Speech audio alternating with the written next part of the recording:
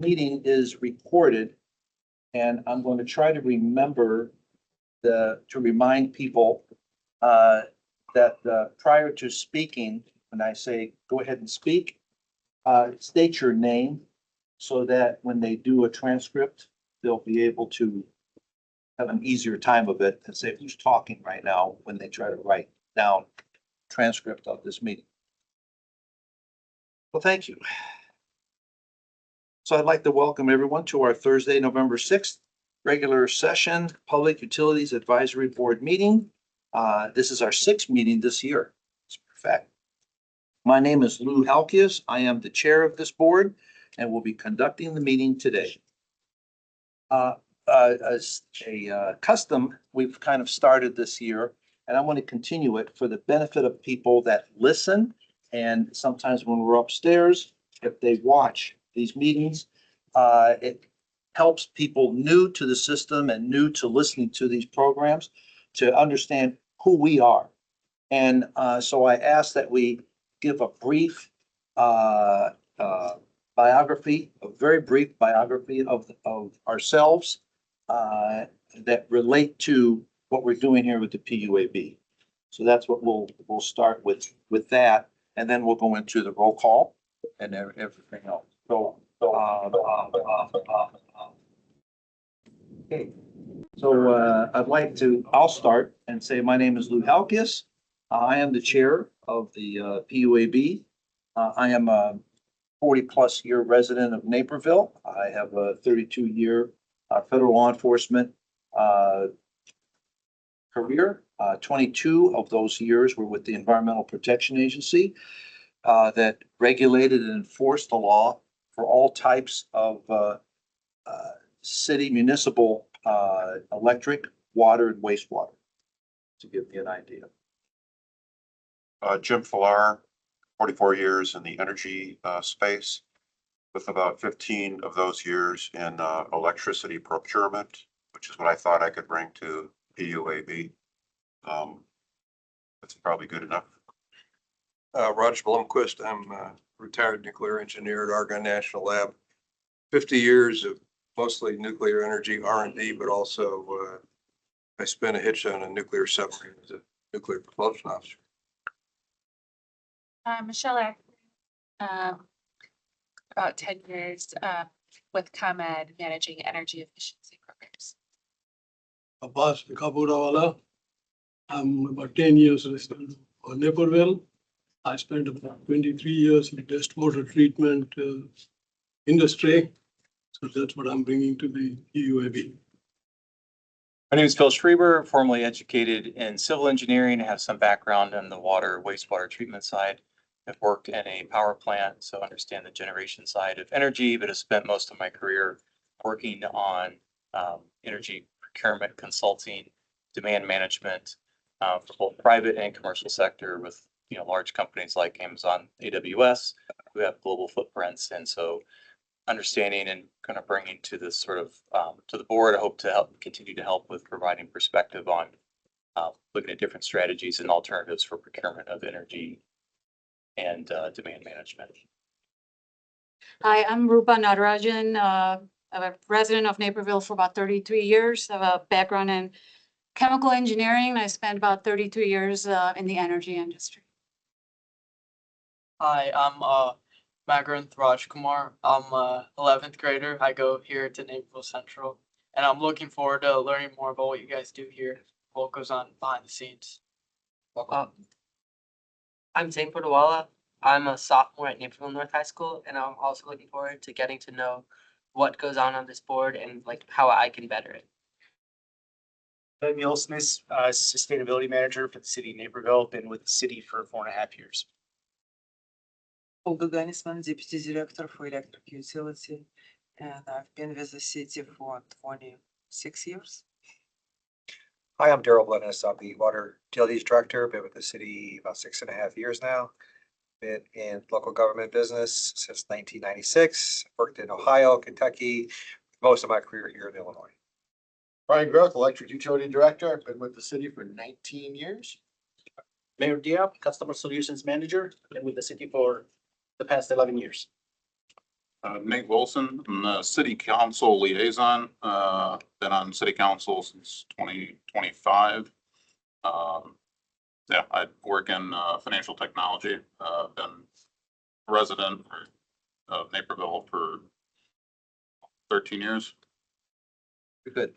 So one thing I will say for all of our benefit and for the people that are going to hear this is I don't know how well the sound will be, and we have to use our loud voices at this meeting. So if you would call the roll. No, absolutely. Thank you. Abbas Picaparoala, Yes. Michelle Ackman. Here. Louis Halkeas. Here. Philip Schreiber. Here. My grand, Raja Kumar. Did I pronounce it right? It's Magrin. Magranth? Yeah. Okay. And Zane? There. And James Villar? Here. Rupa Narajan? Here. And Roger Blomquist? Here. And Nathan Wilson. Here. Thank you. Thank you very much, everyone. We don't have a public forum today. We don't. Very good. The next order of business is old business. And I'd like to have a motion to approve the Public Utilities Advisory Board special meeting that we had, the minutes of August 28th, 2025. Do I hear a motion? Roger, could you? So moved. Yeah, Roger Bloomquist. Thank you. And that's, and a second? Second. Jim Fleur, second. Thank you. Any discussion on the minutes? No discussion on the minutes. All in favor, say aye. Aye. Aye. Those opposed? I'm Okay. gonna Oh, abstain because yeah. I wasn't present, so. Right, so when you're not present, if you're not present at that meeting, then you don't vote. I was also not. Yeah, very good, very good. Okay. New business, and so we have the attached. Everybody should have the agenda. First is new business. Someone has their phone, they could. Oh, you got it. Sorry, I didn't see you. New business, we want to receive our electricity modeling team update.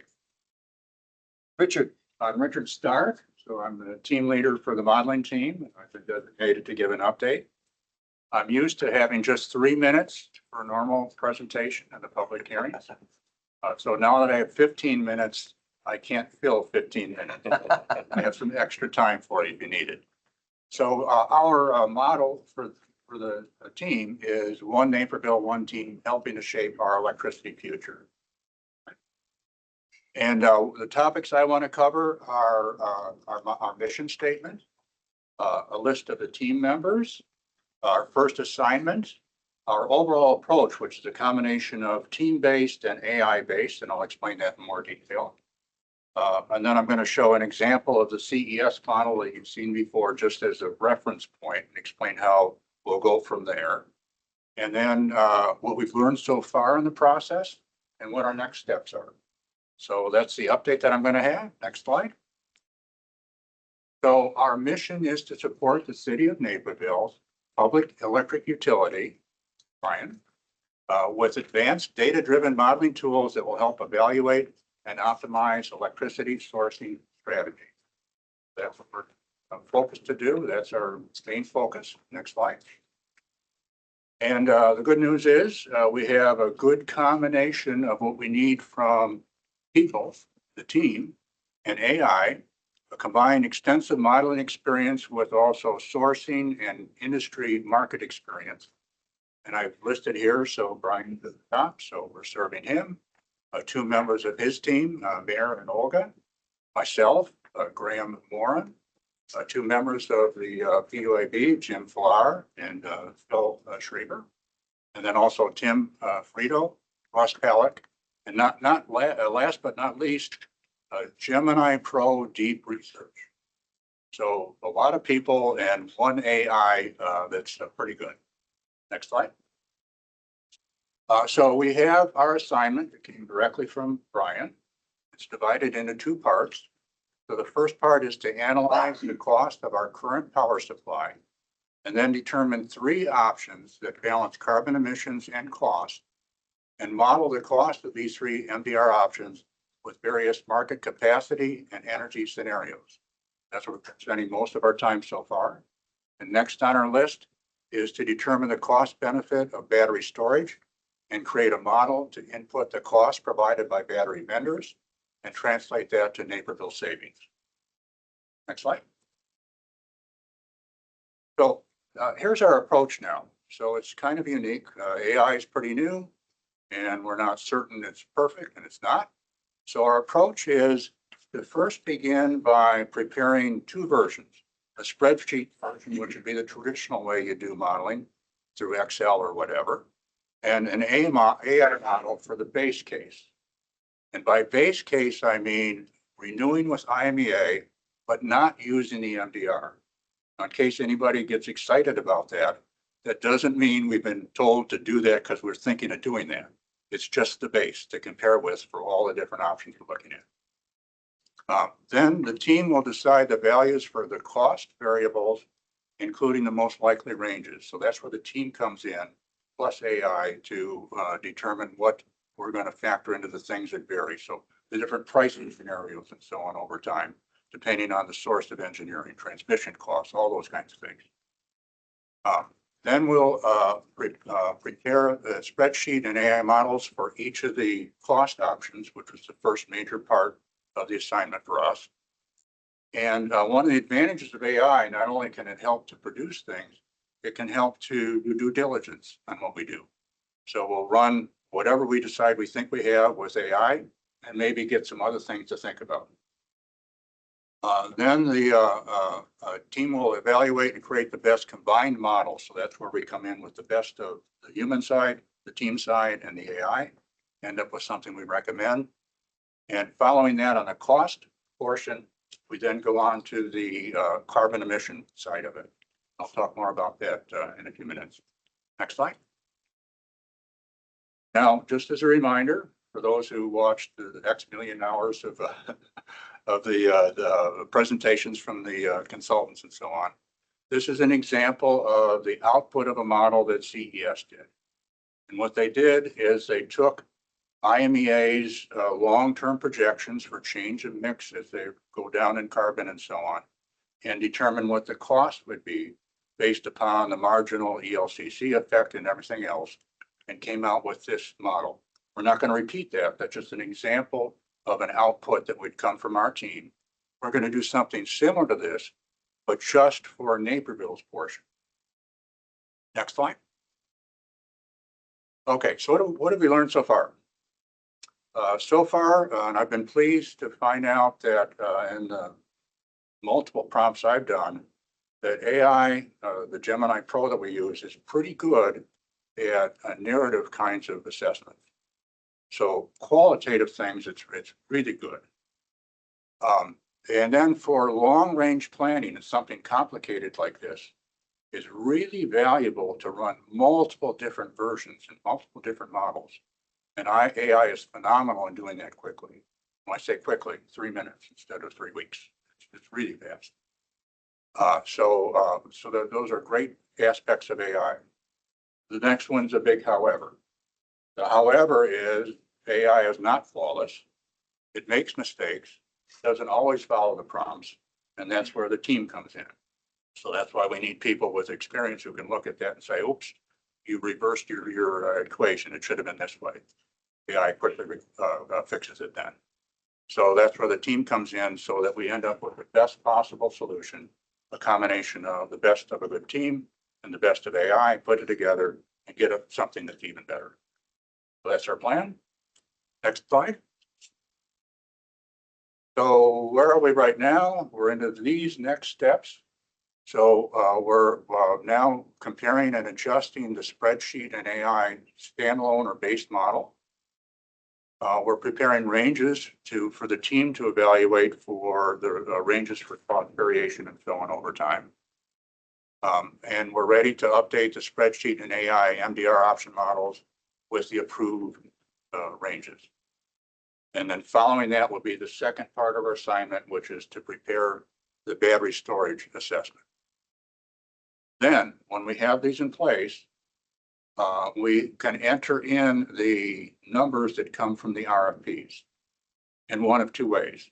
If we're given permission to do that, because it's viewed not as confidential, then one of the team members can enter that data in. So instead of the best guess we had from AI and ourselves before, now we get an actual number that was a response to the RFP. Or if it's confidential and we're not allowed to see it, we have a solution. We can design and will design the prompt in the standalone model or the spreadsheet model. So Brian can then enter that. So we have a way to maintain the confidentiality if we're not allowed to have access to the confidential information from the RFPs. And then following that, we'll prepare the carbon emission models. And the carbon emission models, we're just waiting for guidance from Brian and from others higher up in the organization to say what aspects of the greenhouse gas emission protocol, scope 1 and 2, will be used as guidelines for us to fill in. So we're not making that decision. We'll, whatever we're told to model, we'll do that. Okay. And that should be the last part. So I do have time for questions. If Brian, if you want a question. I just have one question, and it's just a clarification on my part. From you've been living with it, so it makes sense to you. When we're talking about prepare the cost benefit of battery storage and create a model to input, I was just wondering if we're looking at it to say to prepare the cost of battery storage, and then we'll determine if it's a benefit or not. I don't know. These were Brian's words. Yeah. So I'll pass that one on to Brian. Hold on, that's like telephone. Yeah, so the overall goal of this ask was to determine the price point at which battery storage is beneficial to the city of Naperville from a financial perspective. Right, so. If it's beneficial. That's correct. Right, so kind of use it as a sense of a litmus test of, hey, if we get prices above this, it's not financially beneficial. If we get prices below this, it is financially beneficial. We should continue looking at it, right? Because one of the things that I've received in indicative pricing proposals to date was a wide variety of, 10 million upfront and 3-year ROI, or 0 upfront and a 14-year ROI. So you have these two ends of a spectrum, and it's hard to narrow that down. So I thought it would be good for the team to come to a consensus on what is the value of which I should then pursue or not pursue as more of a community-based approach, as opposed to just Olga, myself, or my team coming up with that number. Yeah, and with that in mind, that direction, then that's fine. Okay. To me. Maybe you'll get into this later, but did you see any issues using Gemini AI? I only ask this because I write code like every day, and I've tried various ones, ChatGPT, this, Grok, and then they won't be consistent between any of them. Right. And oftentimes there'll be issues, and then by the time I keep asking it to fix it, I'm just like, should have just written it myself, So let me give you maybe a little more information than what you asked for. One of the things we did was we interviewed AIs. The way we interviewed the AIs was I had access to a range of them, from ChatGPT 5 to Gemini Pro to Copilot. It's a range of them. And working with Brian, and we said, okay, let's take a nuclear scenario, and what would the price be if we did these following things? And I ran it through each of the different AIs. And from that, I asked Brian, I said, now, which is the closest to the secret thing that you know, the two? And that's why we picked Gemini Pro as one of them. Now, for Gemini Pro, it still has the issues that I mentioned, to see, like you talked about. But as I've improved the prompting, it reduces the number of mistakes. but it's a learning experience. And that's why, 3 minutes is a good time period for me rather than 3 weeks. But it's still not perfect. But at least it's gotten a lot better in the last 3 or 4 months. Yes. Jim Fuller, I'm on, Richard's, modeling team. By the way, he's doing an excellent job leading this thing. He's fantastic. Keeps all the meetings to an hour. Very disciplined. And perhaps an answer to your question, Nate, is that we're doing both spreadsheets and AI. And some of these concepts are actually, you can take them down to a very simple elements and be really close, just doing it simply. I think we're doing it, with more complexity to cover more ranges. But it's not like we're just going to rely on AI's output. We're doing spreadsheets, and then there's kind of the back of the envelope calculations that get us close. So Yeah. I don't think there's going Exactly, to that's what I be any do. weird answers coming out of this, especially with this group that's looking at it. And that's what I had tried to say earlier, that we're not relying on AI. We're using AI in addition to the traditional way of doing it, and then comparing them. Thanks. Very good. And So Roger Blomquist, so I'm wondering, there's always uncertainty about the future, of course, about what ambient prices are for not just batteries, but power. Might it be useful to use some Monte Carlo analysis, kind of like the financial planners do, to account for uncertain future inputs, code inputs or spreadsheet inputs? Yeah, we talked a little bit about that. So the Monte Carlo approach works really well if you're dealing with, say, a financial example, where you have the last 10 years of stock performance or whatever. And then what are you trying to accomplish, and run it through a bunch of iteration. Problem we're seeing right now is there's been too much change in the last 2 years.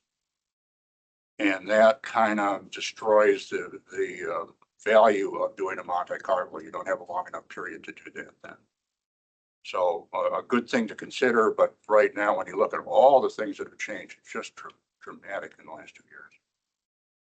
It's a little harder to do. It doesn't say it doesn't say it's easy for us to predict what's going to happen in the future. That's the big challenge.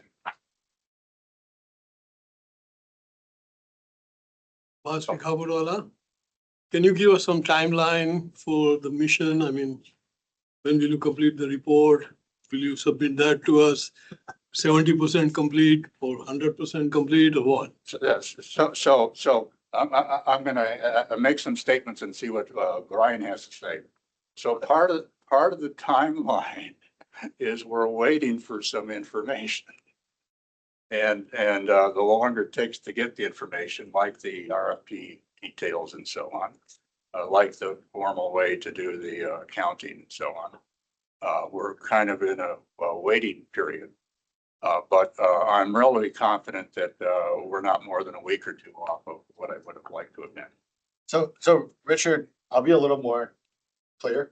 Richard's group is waiting for the pricing from our RFP, which is confidential.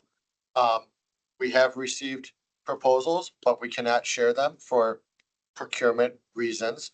And the second thing is what Ben and I are working on, which is the greenhouse gas statement, scope 2, scope 3, scope 1 emissions, kind of putting together what Delta Institute has provided us as part of their greenhouse gas emissions, what they've provided us on the side, and coming together and providing a statement of, hey, here's what these assumptions should be. Does that seem fair? Yep. And then just to go beyond that, one reason why I'm a little bit hesitant committing is if through our current approach, we find something that's way different than what Brian says when he go out to tell us, then that's a lot more work for us. And why did that happen and so on?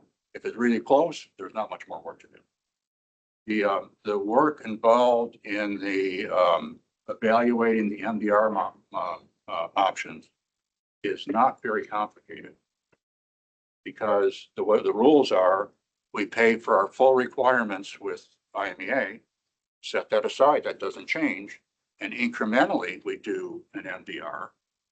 And then we compare what the net costs are of purchasing all this, selling the energy into capacity, what's left are the effects. And that's our answer. It doesn't matter if we perfectly modeled the standalone one because it's all incremental. So that part of it, I'm very confident in.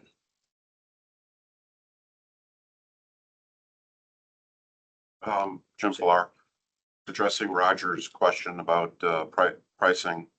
We are in discussions with Brian about purchasing a price forecast from a reputable entity that does these things for the sole reason that our small team probably isn't good enough to create pricing forecasts that are credible, but perhaps you know, a larger organization, consulting organization might provide better data that we can truly say this was a third-party generated data set as opposed to just doing a bunch of Monte Carlo simulations across the board, like capacity prices. You know, if you look at a price, if you look at a chart of capacity prices, it's like this. You know, how do you create a trend from that? Where do you start from? So that's a discussion we're having with Brian. He's just looking for the best value he can get for the city on that before he buys it. Thanks for the plug. I appreciate that. The most accurate best value. Lou Halkias, this is, I was just gonna say, so pricing, Naperville's gonna help us with the pricing forecast. Getting a pricing forecast. Yeah, that's something we're looking at right now. I would say my main concerns are the overall price of the forecast and its accuracy, whether that's a back tested accuracy or however we determine the most accurate future pricing forecast, right? So how is future pricing accurate? I don't know, but nonetheless, that's what we're trying to find here. Any other questions? You feel, is there anything else you want to bring up? For sure, no. Not at this time. Not at this time. I'm going to come back. Thank you. Thank you. Thank you very much for that, and thank you for running it and working together with a great accomplished group. I think we're very fortunate to have that For sure. here. Okay, our next new business will be to receive an update on the renewable energy program and proposed program changes for 2026. Yeah. Good evening, PUAB members. Good to have the students here. It's awesome. My name is Ben Muelsness, Sustainability Manager for the City of Naperville, and I'm here to give an update on the renewable energy program and look ahead to 2026. So, as you may know, this program was created with approval from City Council in 2004 as a way to help Naperville electric utility customers contribute financially to renewable energy installations. So over the years, various program changes have happened, usually in consultation with community partners, but also with PUAB and then ultimately with City Council. So we've had changes in some of the funded strategies when it comes to pricing amounts. Some of that is based on technology changes, new things coming to market. Other times related to other funding mechanisms like state and federal grants coming and going. So one of the big changes was for a period of time, the city used some funds from the renewable energy program to purchase renewable energy certificates. And in 2021, in consultation with NEST, with PUAB, ultimately with City Council, the city decided not to do that anymore and to invest all of the funding into real installed renewables or energy efficiency technologies here in Naperville. Currently, the program has around 3,800 contributors, whether it's residential, commercial, otherwise. Annual revenue typically is around $280,000. That's what we've been budgeting for each program year, last year and this.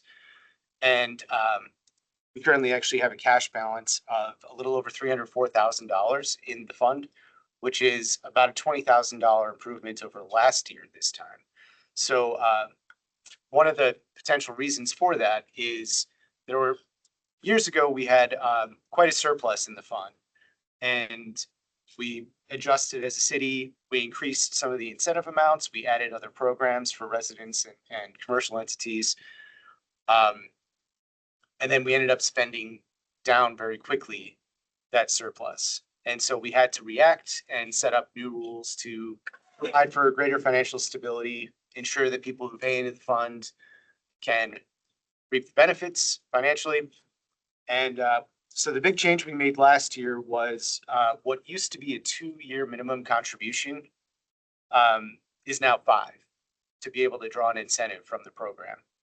So it seems that that's already had an impact, both in terms of the amount of contributors, but also the cash balance on hand. So it's a positive sign. We consulted with Nest on a couple of things, including our current strategies that we fund, either solar, energy efficiency, things like that, as well as the funding amounts for each approach and the budget for next year. We don't have any recommended changes to any of those things. One big change is this is my first time submitting this memo and talking with you about this because my team, Peyton Shield, is our sustainability specialist. Peyton reviews all of the applications and then works with finance to get any awards that are approved out. And so we have taken over administration from the electric utility, which is a good thing, but we still work closely, obviously technical questions, also working with just on the overall budgets and approaches. These are our technical experts and partners. A couple of recommendations that came up. One came from staff and we consulted with Nest on this. One of the changes we made last year to eligibility requirements for funding awards was in addition to ensuring that contributors contribute for at least 5 years, we also included language that stated that every single part of any funded process had to occur within the funding year. So say for a solar installation that can take some time from project inception, contract signing, permitting, supply chain issues, installation, inspection. We were actually seeing a lot of people get denied who perhaps initiated their programs late last year, finished their projects in the spring, summer, fall of this year. Their applications were denied because of that one piece of language in the requirement. So what we've recommended, Nest agrees, is that we go with the existing requirement that all supporting documents and all applications have to be completed and submitted within 120 days of project completion. That's been the rule. We want to remove the funding year language from the requirement. We want to really make it as transparent and easy for people who are contributing to the fund to draw from it. It can be confusing to add in that extra layer of timing, calendar year changes. So that's a staff recommendation for your consideration. Another recommendation came from Nest. It doesn't apply this year because, and this is another update, last year we ran out of money in mid-May. 2024, the program had to be closed mid-May. Some of the changes we've made actually got us further into 2025. We did have to close the program 2 days ago. So Tuesday, November 4th, we exceeded the $280,000 budget. But one recommendation from Nest for future years, if it happens, is any unspent budgeted renewable energy program funds be rolled into the budget for the next year. So our recommendation for next year's budget is the same as this past, $280,000. We feel like it's a steady approach based on the cash in the fund. But if we had not spent all of the money, say there was $10,000 left with this recommendation, next year's budget would be $290,000. So that's the bulk of my update, our recommendations, and I'm happy to answer any questions, hear any discussion. Do you have any questions? I have a few quick. Michelle, would you?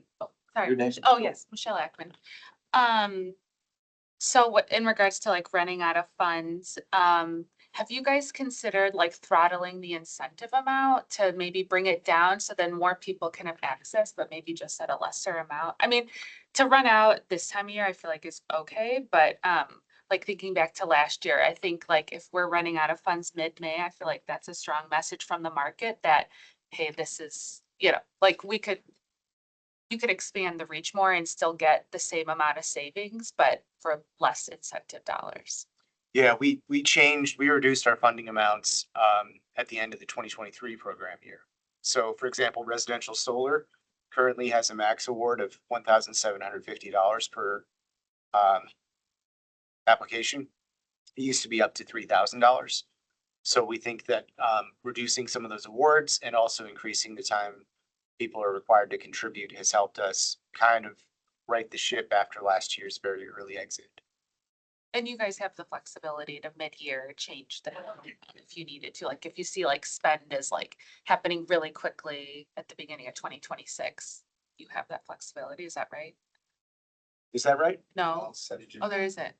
Is this that, right? So Okay. the incentive amounts are set, as is the budget. Now, where we have taken some latitude over the years is to shift, allow a shift, whereas you say you have 90,000 allocated to solar. If a lot of other areas our spend is higher and solar's down, we don't have to go back and deal with those types of transactions. But we are firm on our budgeted amount and we are firm on the rebate amount. If we start to change rebates amounts mid-year, I'm not sure how that would be received by the public. Maybe better than shutting the program. Perhaps. My other question was gonna be, so just a clarifying thing too. So there's still like, we have the heat pump rebates, there's the electric lawnmower, but that's under a separate funding source, right? Yeah. I think that's helpful clarification for some folks too. Yeah, it's a good point. We do have two different funding sources for energy efficiency and renewable strategies. This renewable energy program, the point of this update, is the city's voluntary contribution fund, and it's got a specific set of strategies that is funded. We also have funding from the Illinois Municipal Electric Agency for focused energy efficiency only, which things like air source heat pumps, more efficient AC units, furnace upgrades, smart thermostats, and EV charging stations. There is still money in that fund. Yeah.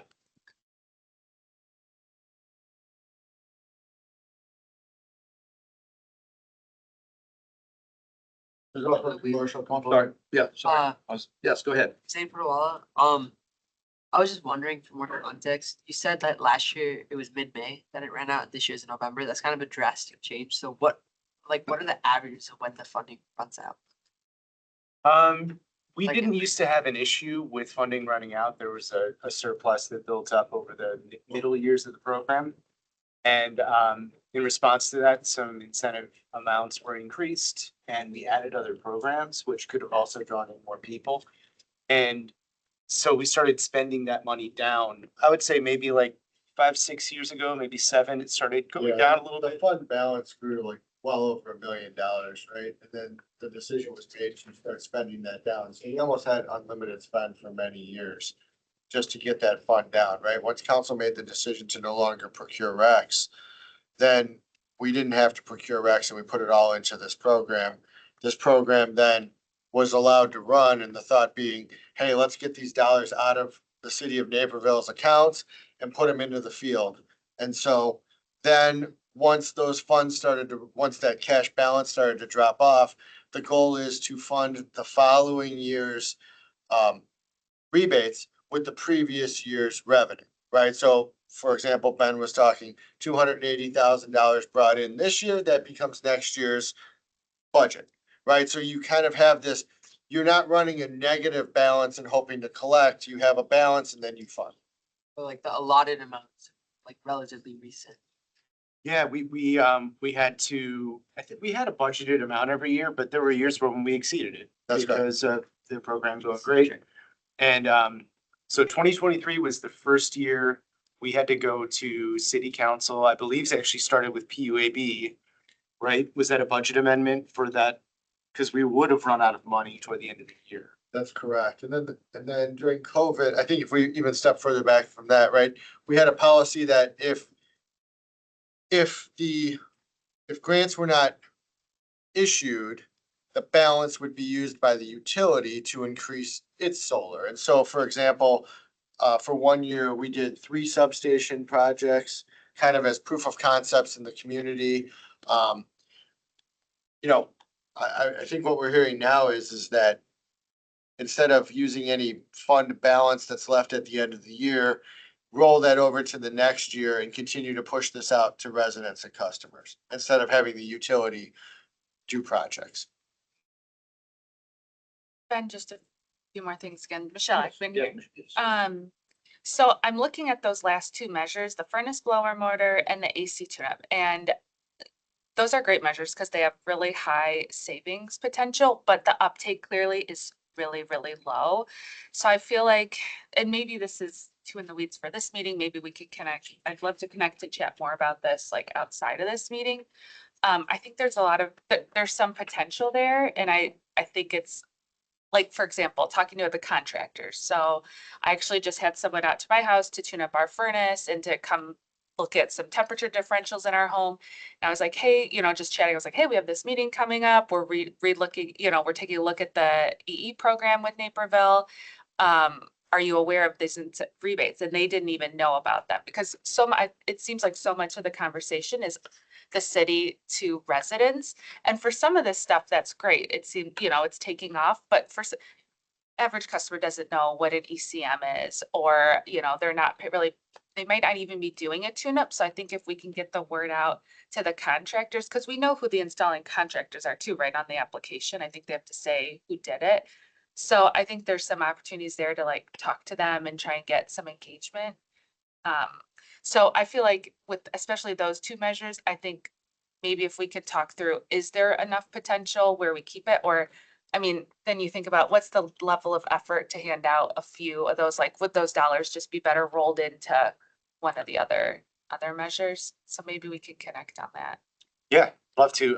Some of the programs are, I think the budget reflects the lack of interest that we've received so far, but also the solar contractors are all over our incentive. So we find that a lot of the sales are driven by the contractors getting out because they know about our incentive, and then they use that as a value add when they're pitching. So I think it's getting the HVAC contractors aware of those last 2 and then pair it with the heat pump, incentive that we have on the other side too.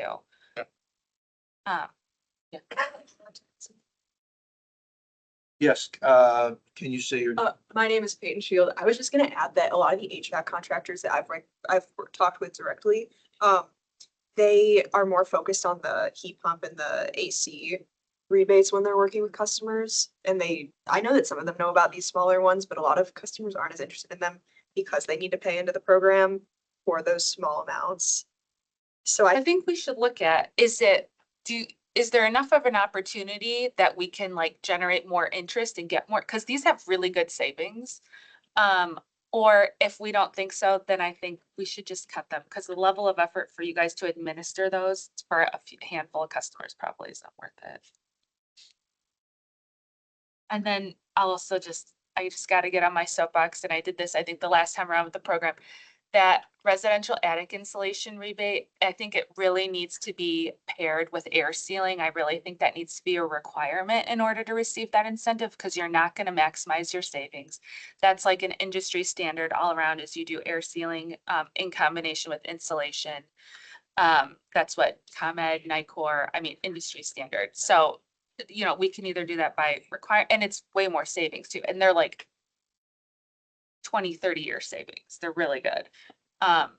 So I feel like we either need to do that or require a BPI contractor to install the work because they will always do it to that standard where it's air sealing and attic insulation. So that's kind of in the weeds. So maybe I would love to, like, before these are like official and go live, I would love to connect with you guys and maybe there's a few other like little things I feel like is low hanging fruit that we can do to really make some like small tweaks, but that will like generate a bunch more savings and make things the program better for customers. Yeah, love to talk and get some more ideas. You know, this program is new to us. And it's also just one component of the overall sustainability work. So having your expertise with ComEd and all of your EE work would be very helpful. Thank you. Yeah. So with this, you had mentioned in your presentation that is there anything that you're looking for from the PUAB regarding this document in approving or whatever? Two items, those final two recommendations. One is the staff recommendation to remove the calendar year requirement in the eligibility timeline. And just keep the 120 days from the completion of a project. So we'd appreciate a vote on that or support for that. And then also the NEST recommendation that any unspent budgeted funds in one program year be rolled into the next. So is there any discussion on that? Any feeling? Yes. Forgot to say your name, by the way. Spoke. Oh, I did. Thank you very much. Jim Pillar. Ben, a couple questions. So visited once before in an April PUAB meeting. And in preparation of that, I asked the mayor how many people were in this program at the end of 2024. And he told me it was 3,854 people. And now your report here, I don't know if you rounded off, is reporting 3,800 participants. So is there an actual decline in the number of people year over year that are participating in this? Was that your number from last year? Yes. Okay, so we had a 54 contribution decline, I guess. Yeah, normally when the people get their rebate and if they were on the 2-year contribution, they would call finance and they would just opt out basically. Seems like declining interest in this program. Well, I think it might be seasonal though, because I saw an earlier number from earlier this year where it was closer to 3,700 participants. So, you know, in theory, yeah, if people get their incentive and then they're like, all right, I'm going to stop contributing to this program, you could have a drop off. But in theory, if we have that 5-year requirement, it is a requirement. It's actually, people are held to it by the utility billing system. I just want to be clear on what that means. So the minimum payment that somebody has to make to join the program is $5 a month, right? Correct. That's $60 a year times 5 is $300. Yeah. So when you sign up, you're committing to pay $300 into this program, right? At a minimum. Yeah, and this comes out of the utility bill or that's, okay, so people have to pay it. utility. It's on the It's utility. on the utility bill. Yeah. Okay. And then, of course, if you want to withdraw from it, you have to belong to it. Right. Right, so do you have an estimate of how many people are contributing to this that aren't withdrawing from it? It's a good question. I don't have an answer on that. We could get you some numbers on the amount of incentives awarded so far this year. Actually, I did include some information, I think. Is that an update to you guys or council? Report on, Yeah. in one of the standard reports, there's the number of projects, and stuff, right? Yes, in the dashboard. Yeah. In the dashboard, yes. So we have those numbers. I just don't have them in front of me. Okay. Yeah. Then, the other, when I look at that number, 3,800 out of 63,000 accounts, like 6% of Napervillians are participating in this thing, which is kind of a low number, in my opinion. And I've been talking about ways to improve it. I personally believe these are good programs because people are voluntarily contributing to them. But we also have another program, a renewable energy credit program, where people can volunteer to pay for renewable energy credits. Is that correct? Yeah. And how's that going? Nothing, no interest yet. Zero. So 0 people want to buy renewable energy credits in Naperville. I haven't heard from a single person. Okay, any idea why that's so? I would guess that buying a rec would be something like maybe a company that's doing this end of year financials and ESG reporting might take a look at. We've heard from some companies in the past. Brian and I have met with a company that was looking at its investors now asking them for their electricity footprints in their different markets that they had offices in, and them not being happy with the footprint in Naperville compared to somewhere else with a different electricity supply. I I would imagine a company like that that has to report to its stakeholders and investors would be interested, but I just haven't heard from anybody. So where the rubber meets the road, nobody's interested in the Rex program in Naperville, right? Not yet. You're done. Bliss Blue Health is talking. I think, for us to go forward with, recommendations, oh, I'm sorry. Go ahead, say your name. Nate Wilson, City Council. Can you remind me how much how much you can get for solar? Maximum of 1,750 for residential. So when you say max, what would limit it to like $1,000 or something? Installed capacity, so the more capacity you install, the more rebate you get. Okay. Up to a limit, right? So there's no limit on installed capacity. There's no limit to how much you can install in your home, but there's a limit to how much you can be rebated at. What's the dollar per kilowatt? $250 per kilowatt. Okay. So let's say you want to install 20 kW capacity, you get incentives for 7 kW, which adds up to 1750. Got it. So you could, like, if you contributed the $5 every month for 5 years, you could get the 1750 back. So you contributed $300 and you get a rebate for 1750. That's correct. Okay.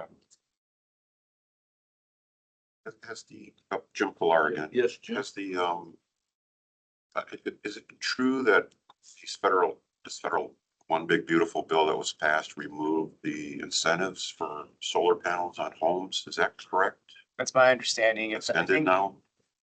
I don't know if it's effective, if it's already gone into effect or it's the end of December. Do you know, Michelle? I don't know. December 31, I heard Yeah. it, just some. end of this year. Okay, that'll probably be not helpful to the program to not have that incentive from federal tax credits or state tax. I guess probably still state tax credits, I believe, right? Yes. Just the federal side of it's disappeared. Correct. That might not help the program either. I guess we'll just see. Yeah, could drive more people to us because we're the only game in town. I don't know. We'll just see. So in the, Third one. oh, go ahead. Nate Wilson. So I guess just to be more specific, if you're paying in $300 and you get 1750 back, one could look at it as somebody's subsidizing you in order to foot the bill for it. That, I don't know, nobody knows, but I guess it's more of a rhetorical question. Yeah, you could have a nice ROI if you play the game straight up for an ROI like that. And there are other people and companies that contribute without ever drawing from it because they want to contribute to renewable energy. So it seems like it's balancing out to a degree. It's not even really just renewable energy. I mean, pretty much other than solar, everything on here is energy efficiency. So it's kind of a win for everyone because you're being more efficient. It's not necessarily, I look at it, even though it's under the renewable energy program, only one of those measures is really renewable energy. The rest is energy efficiency. Absolutely.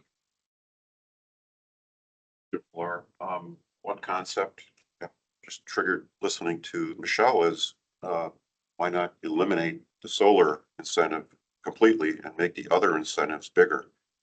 Those are all energy efficiency programs, so give people more money to air seal and insulate their attic or tune up their furnace.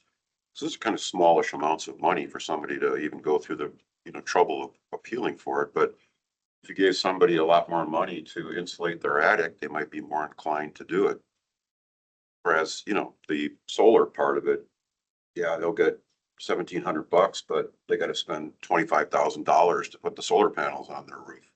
That's a big impediment for anybody to take advantage of that program.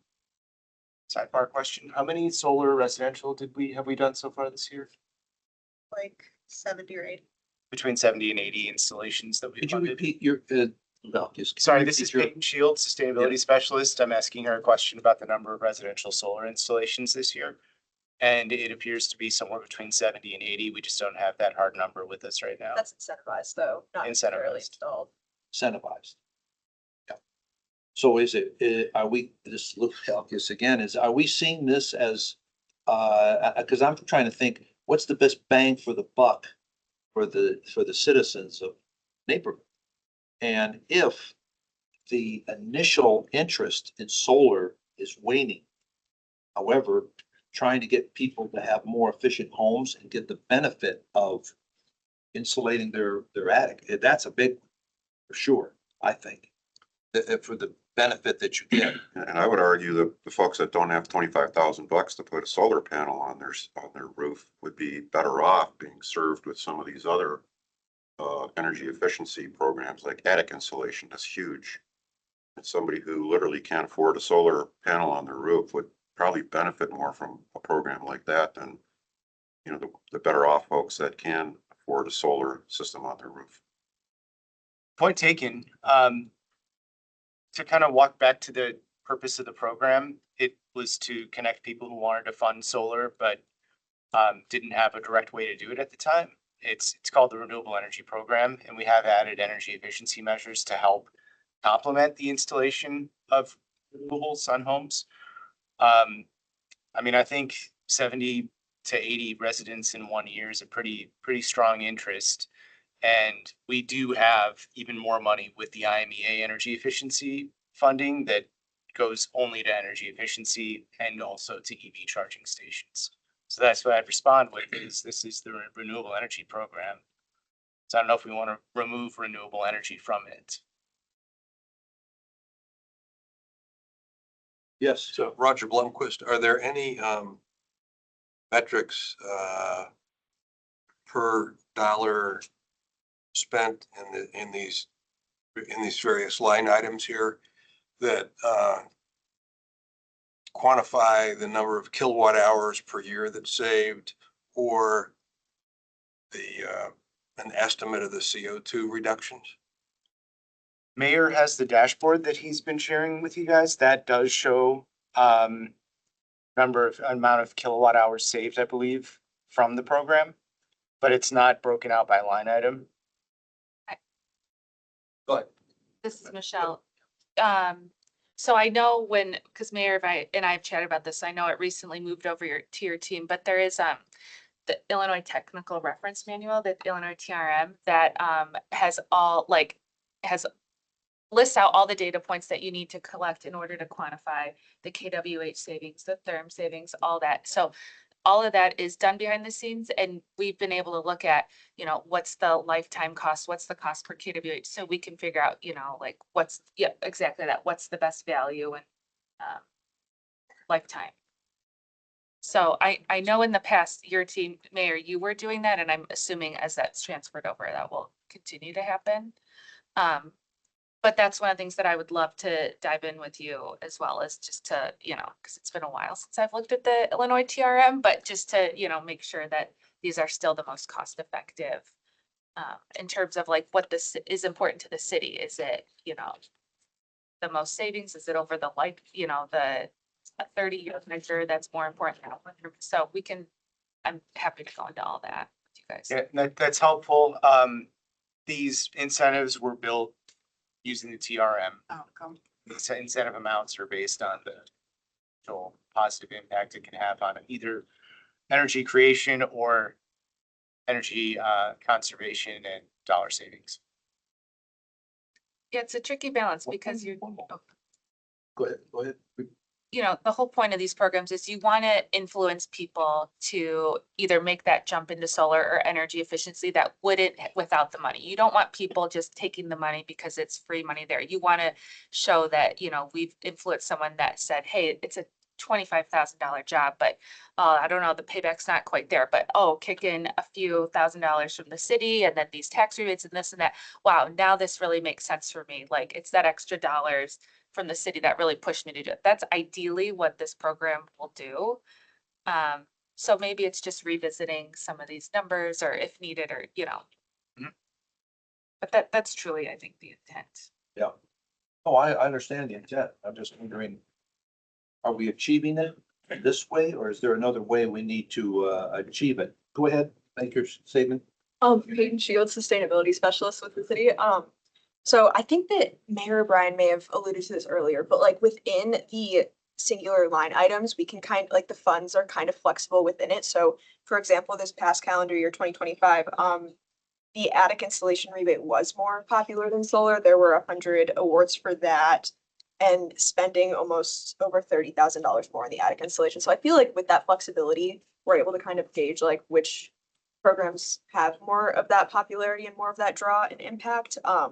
And since we can move the funds kind of freely, it allows us to do so. And then also with solar, a lot of the contractors I've worked with and customers I've worked with, surprisingly given how big the federal tax credit is and the Illinois credit, the Naperville credit is a big draw to them getting solar from what I've heard. I've only been here about a year, but from what I've heard. I would this year. suggest you would have 200 attic installations if you provide more money for that. That's not cheap. I've done the air sealing attic insulation estimate. It's not cheap. You know, what's your thing there? It's $2,500 maximum. That's probably a gigantic house, but that covers only a portion of the cost to do that. I mean, I agree with Michelle. Air sealing needs to be done with attic insulation. And that adds considerable cost, especially if you have blown insulation in your attic. Those folks got to crawl around in all that blown insulation to seal the, you know, the air infiltration spots. So that's not much of a, it's good, but it's not as good as it could be, as opposed to the more wealthier folks that are putting $20,000-$30,000 solar panels on their roofs. You know, is an extra $1,000 going to incent them? I kind of doubt it, to be honest with you. They're just they're putting 300 in to get 1,400 out on a decision they've already made. Nicor Gas also has rebates for attic insulation and air sealing. So I would love to also talk about how, we can help customers leverage both those dollars. Or, if we, it might influence what we do with, how we set our rebate amount based on what Nicor does. So especially with the new bill that's coming out, hope that Senate Bill 25, I mean, that drastically increases the Nicor Gas's EE program, and I think there's a huge opportunity there.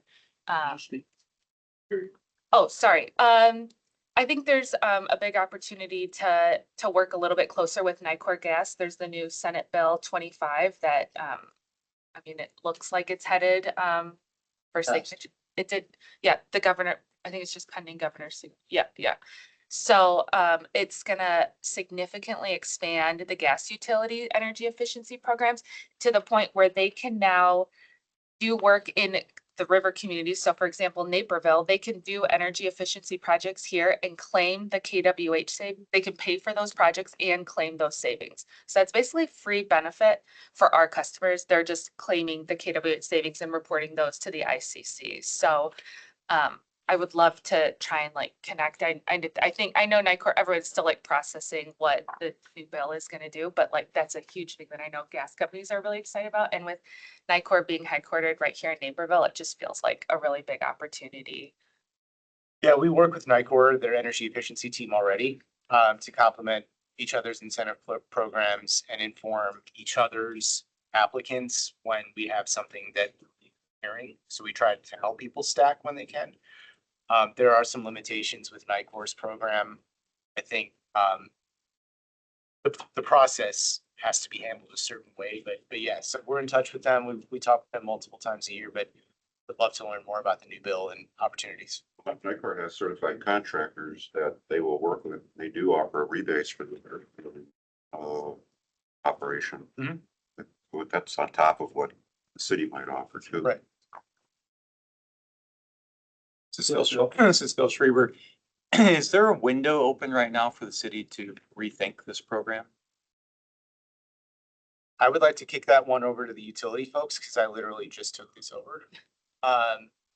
So we have been taking on the administration of the individual grants, but in terms of making a programmatic decision in front of the board, I'd like to get input from these guys. Yes, so Typically, what's happened is we provide an update to PUAB, then we bring it to council. Council approves it before the end of the year so that the new funds align with the budget year of the city. So always have an opportunity to adjust. Typically, we've made adjustments on calendar year basis from a consistency perspective, right?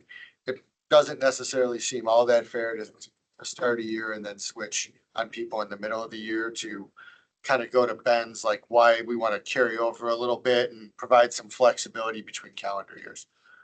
But I think overall, now's the time. Drastic changes, always open to them throughout the year and handle them as appropriate. If it's a small shift within, probably can do it with a small memo to council. If it's a large drastic change to the program, probably best to handle it on a calendar year basis. To help you. So being at the, oh, I'm sorry. Go ahead. Oh, sorry, Go Rupa ahead. Natarajan. I know you said the 280,000. I mean, obviously for budgeting purposes, that has to be like fixed for the year, but is there flexibility to shift within here? Like so for example, I mean, because you talked about, Jim, the big, beautiful bill. I mean, if we suddenly see going into next year that the solar is, you mentioned 70, I think for this year, it's coming down drastically.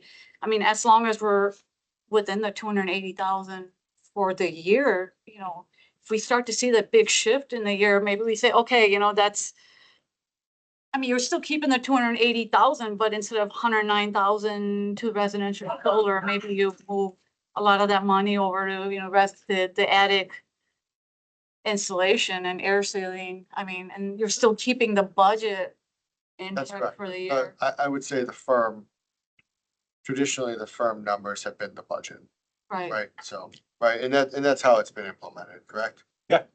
So yeah, we do have flexibility to move from one of these line items to another one Okay. if the demand shifts. Okay. So, yes. Hey, Pat. One moment. See, you want us to talk? Go ahead. And I just asked a question, why even have line items? Why not just have a budget? And here's what you're gonna get for doing this particular work. And just go with that. Why limit spending in each of those categories? So If you have 500 people that wanted to insulate their attics, go for it. That's more restrictive. Sorry. Rupa. Yeah, I like it. This is what has existed and been approved by PUAB every year since, so, or in the past, so I took it I from would. there. I'll take it. So, in the past, when solar was a lot more popular, there needed to be some bounds to ensure that there wasn't one line item completely consuming everything in there, right? And as we kind of deployed, as the program evolved over the years, we saw extremely high uptake in one area, and then we enforced that rule just to make sure that the other areas would be funded and you wouldn't get zero attic installations or something like that. That's the historical. Oh, that's a good point. Yeah, that's a good point. You don't want all the rich people putting solar panels on their house, sucking all the money out of this system. So, yeah, that's a good point. So maybe you limit that one category, but kind of open it up to everybody, Yeah. for the One rest Mr. of it. Bill, you wanted to say something that. Oh, that's been a while. no, Ben, I think before, when you talked about this at council, you had brought up, or people had brought up, education for the public to know about it, or maybe Michelle, you had mentioned this too. Just cause I wish I had known about the window pane replacement when I did my windows. The program's out of money. I said it, you didn't have. Well, Director Groth, you should have told me about this, and then How could you not know? But, no, so I think, could you refresh people on, like what's being like brought to the public so they know about it, or? Yeah, we use all the city's communication channels. We do have to kind of exist within those because that's how government has us work, which is good. But we use the city's website. We have, you're familiar with the concept of a slider on a webpage with a picture, infograph. So we use that on our website. We will periodically cycle in the renewable energy program as well as the IMEA energy efficiency program incentives into the monthly utility bill, Naperville Connected. Whenever I give presentations to the public, and I give a lot of presentations to different types of audiences, I always like to talk about our incentives as well as night course incentives. Can't talk about ComEd's because they don't exist here. But yeah, so we use our existing resources and yeah, other events like District 203 Career Motivate event. I'm out there handing out flyers for hopefully kids to take home to their parents and share some of these ways that they could save money at home. I'll blame it on my kids too. Yeah. Thanks, man. This is Phil Schreiber. I guess just some more side commentary. I think with respect to how the program has evolved, it sounds like it came out of a rec that was converted to a renewable energy program. Like the intent that it seems to be needing to serve now is more about efficiency programs, but it's been disguised as part of this renewable energy credit. But frankly, like $280,000 across the city of Naperville, like that's not going to go very far, or it's not going to do much. So I kind of go back to like, what's the intent of the city? If you're trying to actually drive efficiency in the city, you're not going to get very far driving $280,000. But I don't think that's what the intent of the program was. It was there to provide some incentive to help people install solar. Well, if that's going away, then it almost seems like you need to rethink the design of the program and what outcome you're trying to drive. Or if it's just self-funding, which it is, then that kind of limits the scope of it. And there's probably not that much to, you can waste a lot of time spending on something that less than 200 people in a city of 150,000 people can take advantage of. Like that's not a lot. If you go to ComEd, those are, ratepayer funded programs. So you have millions and millions of dollars of a pool to drive into. So I think there's a lot more incentive available there, but they're also trying to drive impact with that across the ComEd footprint to reduce efficiency. So I just kind of question like, you can spend a lot of time trying to redesign this thing, but for what? Are you really trying to just appeal to 200 residents, or are we trying to make some impact into the city's overall energy consumption? And if it's the latter, a self-funded program is not gonna do that. That's a good question. I mean, it is a voluntary contribution program and it's last couple of years been lapped up pretty quickly by folks so it seems like there is enough interest there for the budgeted amount to go through it. But we also have to remember we have several $100,000 a year in IMEA funds that's only for energy efficiency plus EV charging stations. So they are complementary programs, but they fund different things within those categories. So I don't know if I have, just for color, just a little bit. Right, and I'd also argue the data is skewed because you have half the program is for solar, but that's being driven by solar contractors who are promoting selling that product because there's an incentive attached to that. How many people are organically finding these on their own and utilizing the program is probably much smaller. So I think there's an awareness, potentially an awareness thing to consider. There's an efficacy in terms of impact to consider as well. Again, I'm not critiquing anything. I'm just kind of sitting back here kind of like questioning, given the solar small scope and the potential impact of it, what's the outcome that the city wants to get? And if it's something much bigger, it might require rethinking that. Yeah, Lou Halkis, I agree with that, and I was just thinking of going in the same direction, that if this is the end of the year, we're getting to the end of the year now, and are we prematurely going to make a change in this program for this, or should this be considered at a next meeting so that you can have some time to absorb what we've been talking about and maybe have contact so that we can, at least with the utility, to say, this makes sense, this makes more sense now because the environment has changed. It's not what it was, and that maybe it would be more effective to remove something or to somehow offer it in a different way. Does that make sense to you, or are you still, because I'm looking at you in this agenda, I have your initial report, and then which is version 1, and there's a next one after that. Is this change, the second one that's here, is this the change that you want us to approve? I don't know what you're referring to with two different reports. There's two duplicate reports. Two duplicate in this package. I think they're the same. I think Oh, they are the same. All right. I didn't know what the purpose of that. one was attached and one was entered, so. I didn't think I had a second report. Okay, so it's the same one. Okay, well, that answers that question, but it still takes me back to is there something, I mean, I think we can, I think that the board would be receptive to making those two changes. And to approve it, and I could ask for a vote, or a motion for a vote. Is that what we want to do, or do we want to, would it be more effective? To change it, or we could pass that, and then with the understanding that you're going to do some adjusting for next year, that could be presented to the city council. But go ahead, I would recommend to move forward with this so that there's certainty for, calendar year 26. Always have to be sure that I'm saying the right calendar year, right? Well, that's it. But I want to provide, I think that everyone would appreciate some certainty for next year. And if there's a desire to make some large wholesale changes, I would say that that's a conversation for, January 1st or Yeah. thereafter. So that we could, you agree? I agree. That was what I was gonna say is we've got people queued up waiting for the funds to be released again January 1st in the event that PUAB and city council approve the budget. So, yeah, that would be a great idea. I think if we really want to take a close look at all this stuff, line item by line item, priority by priority, and get input from the entire board and maybe from Nest and other stakeholders. Yeah. Then we can make changes that we would be collaborative for the next year. So that, and we would have to do it early in the year to make it, as you're saying, equitable to everybody. So with that understanding, do I hear a motion to go forward with the two requested changes on? I'll motion. So, wait, say your name. This is Phil Schreiber. I'll motion.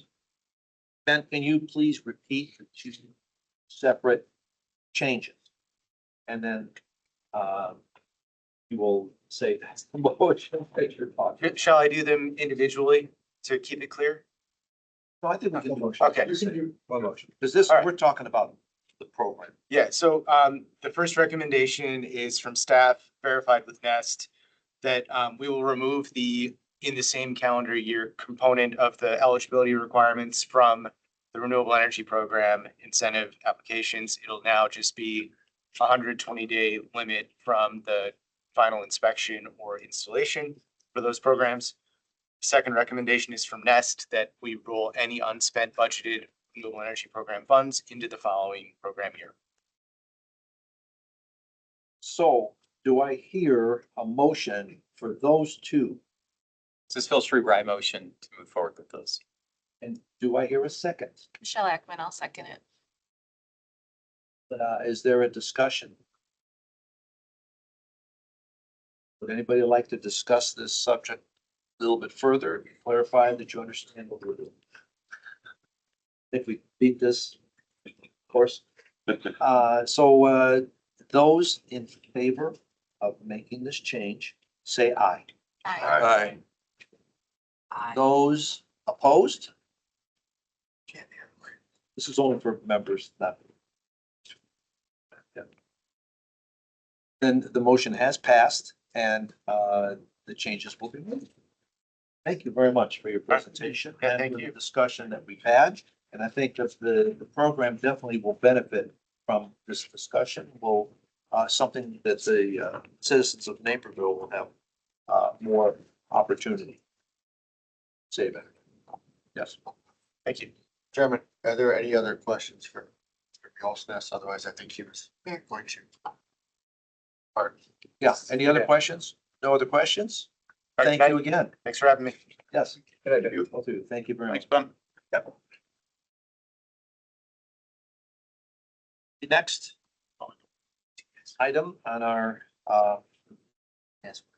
new business is to receive PUAB's 2025 annual report.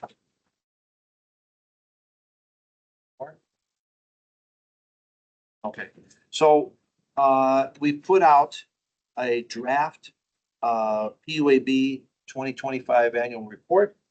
I've asked for any comments or anything that we'd like to change. There was one comment that I could say right off the bat regarding this, was that on page, as it relates to number 2, the accomplishments on the see, utility operations review on that, where it talked about the second section there, evaluated current operations in terms of electric and water system reliability, affordability, and then availability. Can you put it in that order? That was a request. Any other, and again, some of the, we tried, some of us tried to communicate with each other and I was unable to do that. So I'd like to go through the members that would like to make any comments regarding changes on that. And for those that do have any comments, raise your hand and we'll go through it. Any other? Yes, Michelle. Sorry, I tried to email with Yeah. Lou ahead of the meeting to try and get these comments. This is Michelle. Big technical issues. So and maybe the other boards are doing this too that were expanded, but would it be helpful to provide like just a clarifying sentence on why our board expanded from 5 to 7? I don't know, I think that just a suggestion that may be helpful to add in. Certainly. Okay. And then 2025 challenges. So transparency and collaboration, those two, I kind of read those more to be like forward-looking 2026 opportunities. Just hearing that transparency was a challenge in 2025, it just, I don't know that that's what I feel like maybe just coming off of the IMEA. well, I'm thinking the Open Meetings Act, like all that training we just went through, and then to say that they use transparency, that term, like very specifically, and to say that that was a challenge for our board. I wasn't sure. I just want to make sure what are we trying to communicate in that with that bullet point? Because I don't want it to come across that we've had challenges as a board with transparency, whether to the public or something like that. Right? That's not what we're trying to say, right? No, that's not what we're trying to say. However, it is a fact that as far as making sure we're transparent is, I think, always an effort to make sure that we are doing that. That's the point I'm trying to make with this. Not that we can't or we haven't or whatever. I'm just saying this is something that was important this year, and I think we wanted to strengthen the communications with the public and city council by presenting clear factual updates. So I feel like then transparency, either maybe like maybe just a different term, or I totally agree with the strength in communication. That should that be maybe moved to the 2026 work plan? Like if that just feels more forward looking to me, I worry about, putting it out there that we had transparency as a challenge in 2025. And so maybe I don't take it quite that you way, but if you do, no, I'm open. This is our document. Yeah. And I think that we don't want to misrepresent what's going on. If that's an issue for you, I'm open to any kind of maybe I'm the only change one we can. I don't know. I interpreting it didn't. that way. Maybe I'm over. I just looked at it as something. One moment with some of the students. Anybody, POV? Phil Schreiber, I just asked a clarifying question. We say transparency. Is it about the group being more proactive in communicating externally about what's happening, as if that's not been No, see, again, something when different? I say challenges, it's not that we didn't. We did. However, it's something we have to be aware of and go forward with and do.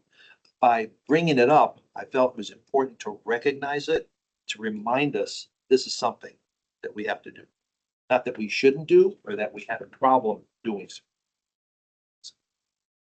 That's what I'm looking for. Maybe even just adding like continue to strengthen so that it implies that it's already, that transparency already exists and we just want to further improve it, not that.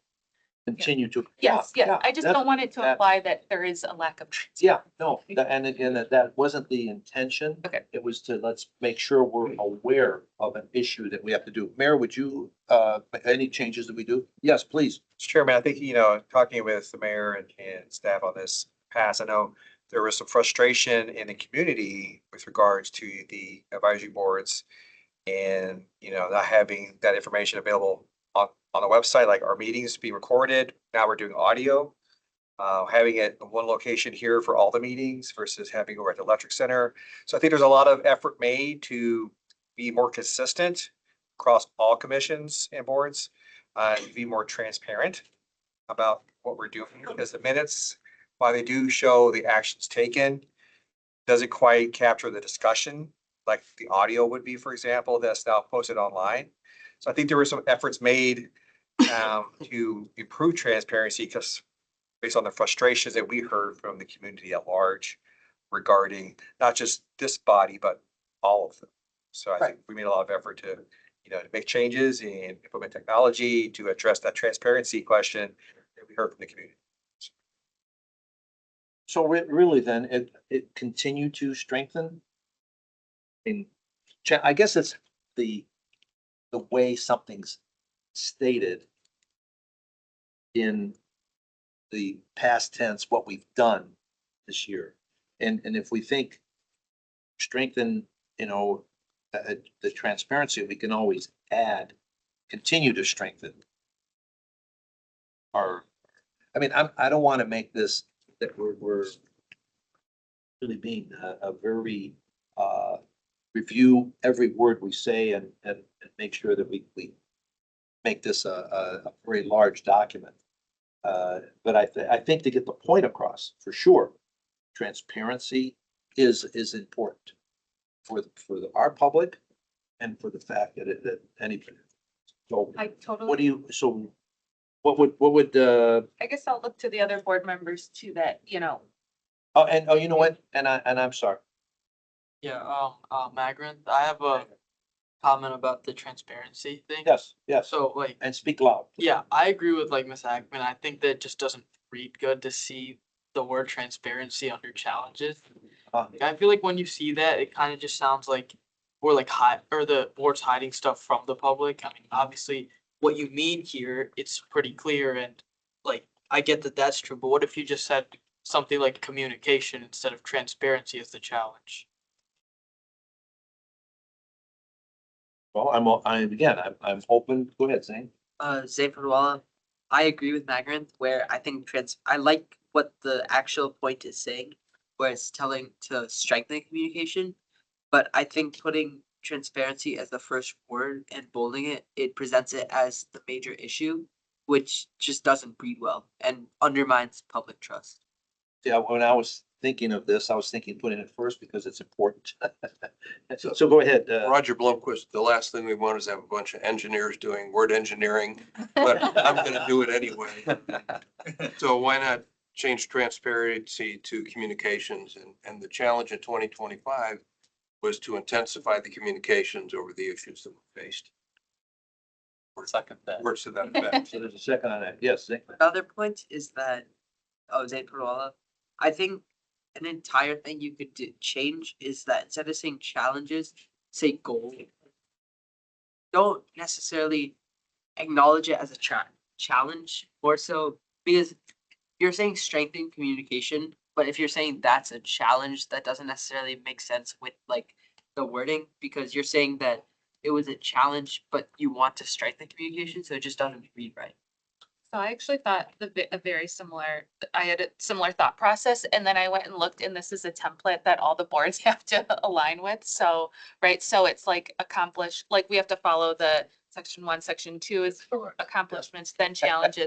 But yes, I thought the same thing. So I'm like, really, a lot of what we have under 2025 challenges, I would have rephrased this to be 2026 opportunities, but that's not the template that we have. No. We must fit within a box. Yeah, but I had a similar thought process. So And again, it's how how everybody's life experience is a little bit different looking at something.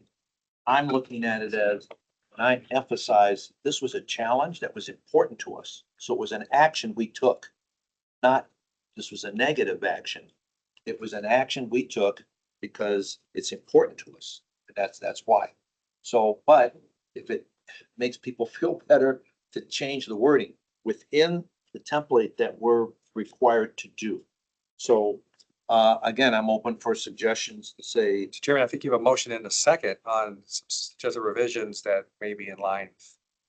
well, I didn't hear a motion. Oh, Roger made the motion.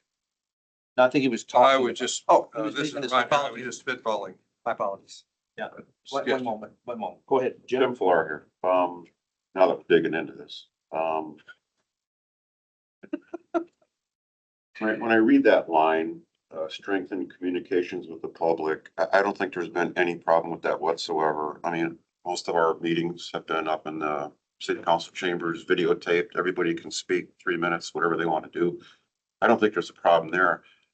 I was just gonna address this line, the component that says, communications with the public and city council by presenting clear factual updates from PUAB meetings. I mean, I'd be hard pressed to see any incident where any of these PUAB meetings have been communicated to the city council. I mean, I know they have an opportunity to watch the videos, or Well, they that could show up here if they wanted to. it's never right. It's never, So there are many different ways. my point is, maybe the challenge is to get what we talk about to the city council in a concrete manner. I don't know if the city council wants to hear that, maybe Nate can weigh in on this, but Some may, some may not. I mean, Well, but, I guess if we're being transparent, it might be helpful. the point again, looking at this and, I think don't read too much challenge, meaning this was a negative thing. Transparency regarding our communication with the public and the city council. So that's what we did. That was a big deal for us. Now, there are different ways to communicate, and we would have liked to have had a more direct communication with the city council, for sure. But we didn't have that opportunity. So that's a challenge. It's a challenge. And that was a challenge this past year, because I felt the PUAB did a little research, did discussion on what was going on with the subject at that particular time. We had a vote after we reviewed it for three meetings in particular, and voted on it. However, we did not make a direct presentation to the city council to explain how we got to that point. And that's communication. And that was a challenge. That was a big challenge. So it's the challenge within our organization, not just, it's a challenge, so we didn't do it. Do you see where I was going with this? Yes, hearing that background, that's really helpful. And I think we have some consensus on what Roger suggested with the language. And I think that what he suggested gets at what you're saying and I'm comfortable with that. Could you repeat that for us, Roger? No, I don't remember exactly what I said. But I said the challenge, Engineering work. the challenge was, Reporting back. I would, if we could change transparency to communication. I think as a first step. Just make it communication and Yeah. it'll strengthen our communications. And these are things that we did, so I'd also suggest we make strengthened, enhanced, and collaboration and reinforced. That clearly refers to 2025.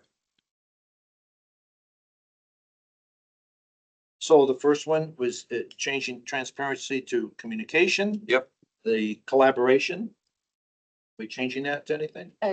Putting all of them to past, so strengthened, enhanced. Yeah. Make it past Make the tense. verbs Yeah. past Because tense. it is a past tense. Yes. These really are past tense. So it's strengthened. So it was a challenge, but yet we tackled it and accomplished it. Right. Yeah. Right. Yeah. So just by putting past tense, I think Yeah. The present tense was a little Yeah. Yes. misleading. Yes. Same. Zane Potawala, I would say that if you're gonna put communication as the first one, I would recommend changing second communication to something like connecting or another synonym, just to avoid like repetition. Second one's collaboration. I mean like communication. If you're gonna change transparency to communication, change strengthen communication, because then it's repetitive. So don't say strengthen communication, say strengthen and then another synonym of communication. Oh, something other than communication? Yeah, for the second, like, Uh, I think it's okay because it's just expanding on it. Like that's the bullet point. Yeah, I agree. I think it's okay in this use. I mean, I don't like to repeat things, but I actually. Okay, so, all three of those, well, really, all of those, we have to look at in the past tense. Because that's what it was. So if we change that, I think we've done that. I'm trying to not to beat it. Did you want a motion or something? Or- Yeah, so, well, I don't think we need a motion because, unless, I would make a motion. oh, because I was gonna have us redo it. Well, I guess you want this done now. It's gotta be, yeah, that's the Yeah, direction. because of the time. Got it. Yes. Correct. The motion with changes. Yeah. Approved. Okay, so I would like a motion, I have for another item. yeah, and before we do that, how about if we do one motion for all the changes that we're. I have a going to do? change. I know, I'm just saying, what if we did When we get. to one that. motion when we added all of the other changes on this? Long as they're all agreeable, I guess. Yes. Well, as long as, other than we'll have to split it up. And then if it breaks up, these are gonna have to be unanimous. If that's gonna happen. No, no, just have, All right. What everyone So- has to say. Jim. Please. Yeah, highly technical, but under 2.0 IMEA contract review, second bullet, it says after comprehensive review and discussion, the PUAB voted 4-3 to approve a new IMEA contract. Oh, yeah. Technically, Right. we voted to endorse CES's recommendation to move forward with the IMEA contract with the MDR option. That is exactly what the memo did say. Or what the motion did say.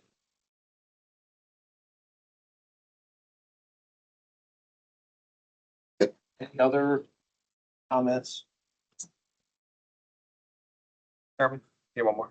Oh, yes, I'm sorry. And maybe you already caught this, sorry, this is Rupa, same thing on the past tense. I mean, we talked about the 3 bullets. You want to continue that on for the next 4 bullets. And which, where? Second. Yeah, top of the second page. I just wanted to mention you want to switch all of those to the past tense as well. Say these were Oh, I see. what was Yeah. done in 2025. To be encouraged, maintained. Right.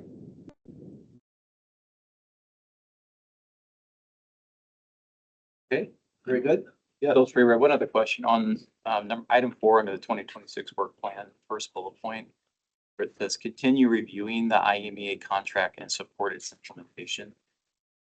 If we should clarify that, is that about the existing contract or is it about the proposed renewal?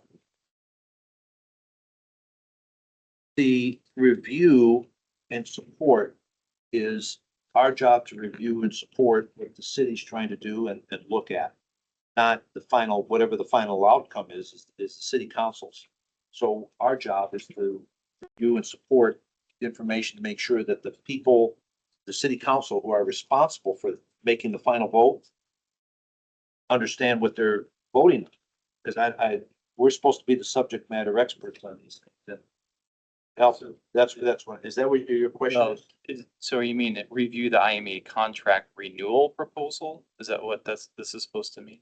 So the IMEA contract renewal or renewal proposal, what do you want to change? I was trying to clarify the difference between the existing contract that's in place that extends for whatever another. Oh, really? Successor agreement. Versus the. Yeah, it is a successor. We're not reviewing the past, we're reviewing the new successor agreement. Yeah, good, catch. Yeah, so It is that. So we would change that. I will offer that Mayor Diab sitting to my left, your right, will make the first round of changes and then submit them to you, Mr. Chairman, for your approval and communication. And I will forward this to everybody to make sure that this is what we understand. Because we're gonna vote on it and it's what we expect. So if there's some disagreement, I'm sure that we could do it and resolve it prior to the deadline that is required for the city. Worst case, we could always bring it back to the next meeting for final action again. Yeah. The additional change made that were beyond the scope of it discussed tonight that. Right. Majority, we can always bring it back. Right. That good? Any other comments, suggestions, changes? Motions? I motion that we accept the suggested comments. And, okay, would you say, Yeah. Bill? Okay. Phil Schreiber, yes, I motion for the And accepted comments. Michelle Ekman, I'll second. any other discussion? Discussion, doing no discussion, all in favor, say aye. Aye. Aye. Opposed? Nay? Unanimous? Thank you very much, everyone, for that. Mayor looks forward to working with you. Yes. Okay, the next, approve the PUAB meeting schedule. For that, dates.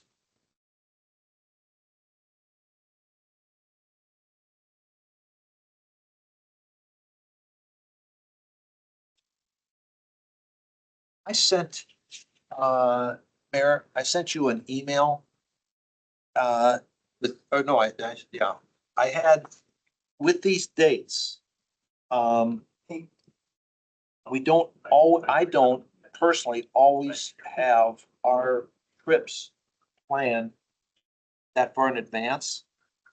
Just as the end of this year, we're changing some things and I'm gonna be gone for like half of, the second half of January, for example.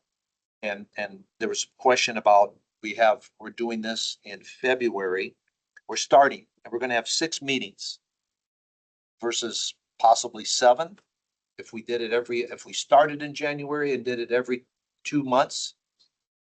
It's a total of 6 meetings. I'm sorry? 6 meetings for Total. Yeah, total, Unless we have something special, unless we have special meetings. special meeting. Yeah. So is there any discussion from the PUAB members about this? Agenda? Schedule? Jim? Oh, go ahead. Yeah, it's always kind of bothered me that our charter says we're supposed to meet every 2 months, but in all of last year, we didn't. We met every 3 months. So I'm glad we're going back to a 2-month schedule. And there's a lot going on in the city right now with the whole IMEA thing, the MDR issue that Richard gave us. It's the data center, which this group doesn't seem to talk about. There's a lot of issues on the table, and I personally feel that waiting between now and February to have a meeting to possibly address some of these issues is just far too long. That's another 3 months from now. So I would suggest to the group, and I don't care what dates we meet after that, but I would suggest our first meeting be in January to really comply with the bi-monthly requirement in the charter. If you read our charter, who knows what's going to happen between now and February and all the other issues that I mentioned. And I would hope that utility would use the PUA, or the city would use the PUAB for some sort of fact findings or whatever might be involved in those issues that I mentioned. I would recommend the first meeting be in January, and then whatever schedule after that transpires, it's fine. Thank you, Jim. The schedule was actually, the date were big based on everybody's feedback to me. Feedback to you, right? Yes, so. What I could suggest too is potentially, Daryl Blennis, Water Utilities Director, is we can always have a special call meeting with a subject particular, as opposed to having our general reports. At these meetings, you'll get our routine reports in addition to any new business items. But you can always have a special call meeting in January on a topic specific, if you feel that way it's more focused, there's, less other issues for staff to put together. We can focus on one particular topic. So if there's any particular topic, I think, we could do a special call. We need 48 hours notice, by law. And as long as we can get a quorum, we can have a meeting as often as you'd like, in theory, on any subject you'd like, in theory. So I think having this base plan with the option to get specific issues, maybe on a special call agenda item, I think might be more focused and allow the discussion, because our reports do take time, go through them. So if you wanted to just talk about, let's say, the data center or the RFP on the MDR or whatever, or any water issues, if you're interested, having a particular special call meeting with just that topic would allow it to be more efficient and allow staff to. Jim, but at the same time, a special meeting's more inconvenient for people because it just appears out of nowhere, whereas this is a laid out schedule for the year. I'd rather have a laid out schedule for the year that's, congruent with what we're trying to do or some of the issues that might be coming up at the beginning of the year than having a special meeting called 48 hours when God knows who can attend. That's that. the least amount of time you could have. You can I would obviously do it. suggest, Mayor, that, not everybody could make a meeting that's different from this. But, so be it. If somebody can't make a meeting, one person can't make a meeting, that's not the reason to change an entire schedule, in my opinion. Before we go on any further, I need to take a recess. So we'll discuss this in more depth for everybody. So recess. Okay.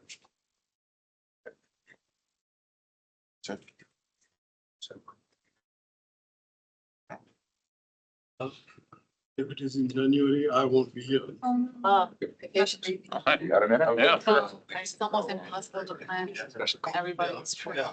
She had, Yeah, so. I'm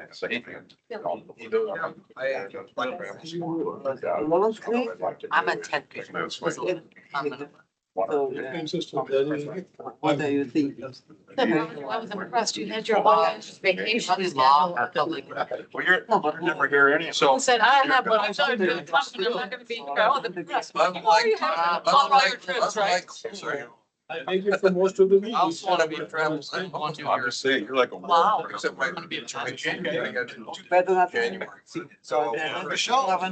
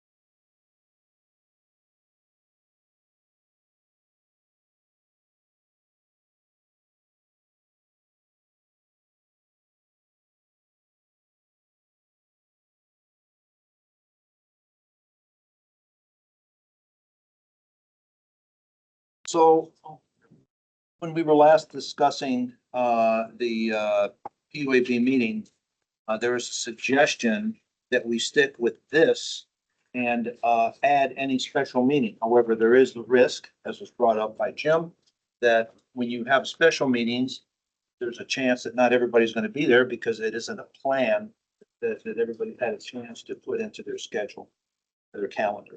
So this is always going to be a big, an issue. And it is true, Mayor sent out a thing to us, and of course, I didn't have, when he sent that out, I didn't have any conflicts.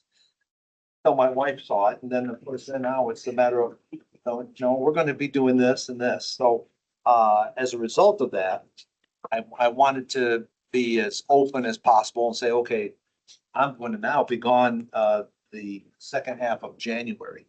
Because I was thinking about if we were going to change it. If we leave it the way it is right now, and if there's an issue coming up and we come up with the 1st of January, and I'll get to you saying, is that something that people would consider? If we, because these are the dates. Does anybody have a conflict with these dates that we have right now? No. We're all good? Okay.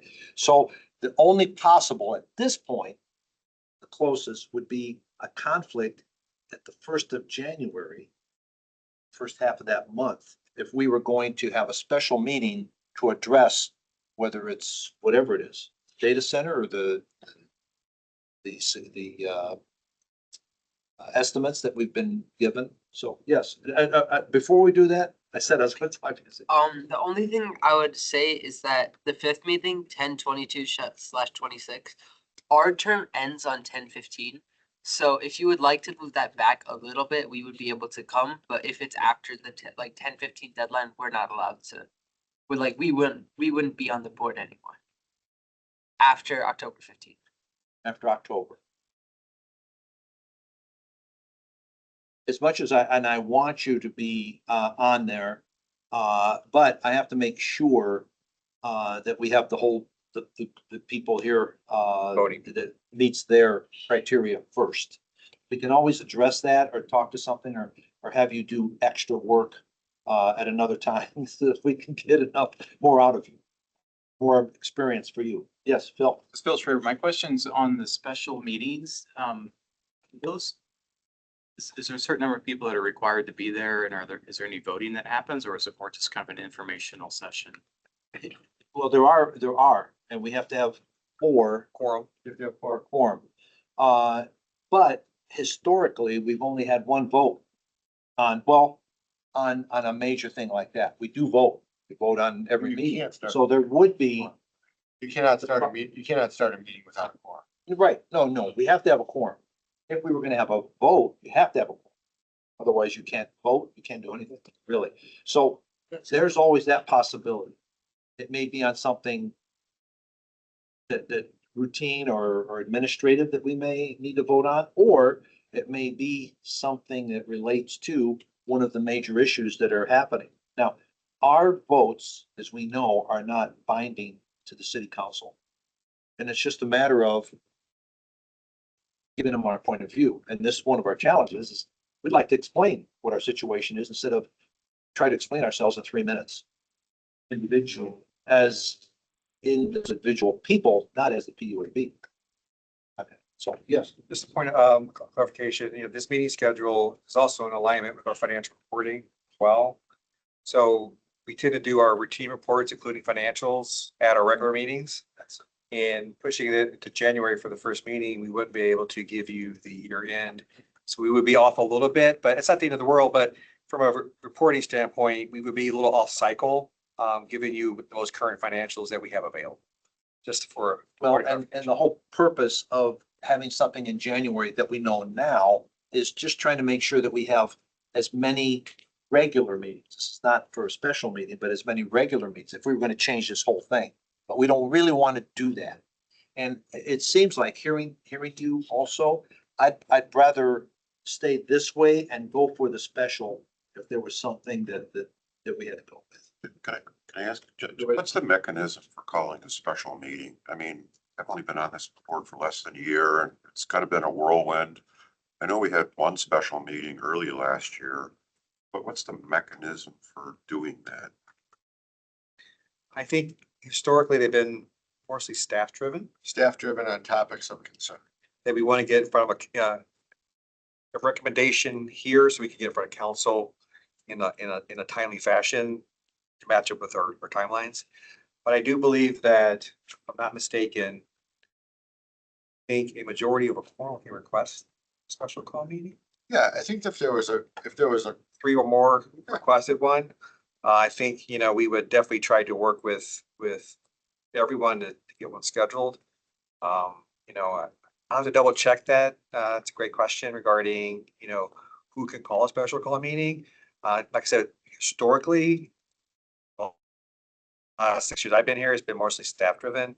But I gotta imagine there is a mechanism that members of the advisory board, if they're sufficient, members should be able to request one. Yes. So with that in mind, does anybody have any other discussion regarding that? Otherwise, I would entertain a motion. I motion that we move forward with the. Is there a second? I second it. Thank you. I second. Any discussion? Seeing no discussion, all in favor, say aye. Aye. Those opposed, say nay. Nay? Okay, so there was one negative and the rest, so it does pass. We will operate under this. The record, the no vote was Jim I got it. Sklar for the audio. Noted for the audio. Sorry, Jim Fuller, nay. Okay, very good. Thank you. Let's see here. Okay, we've done new business. Next would be the reports. And historically, we kind of put these together. As far as you present them to us, and then we do one vote to accept. Typically, we do that by electric and water, and to be motion to accept all the reports from electric and then all the reports from water. Yes, Separate. yes, separate electric and water, for sure.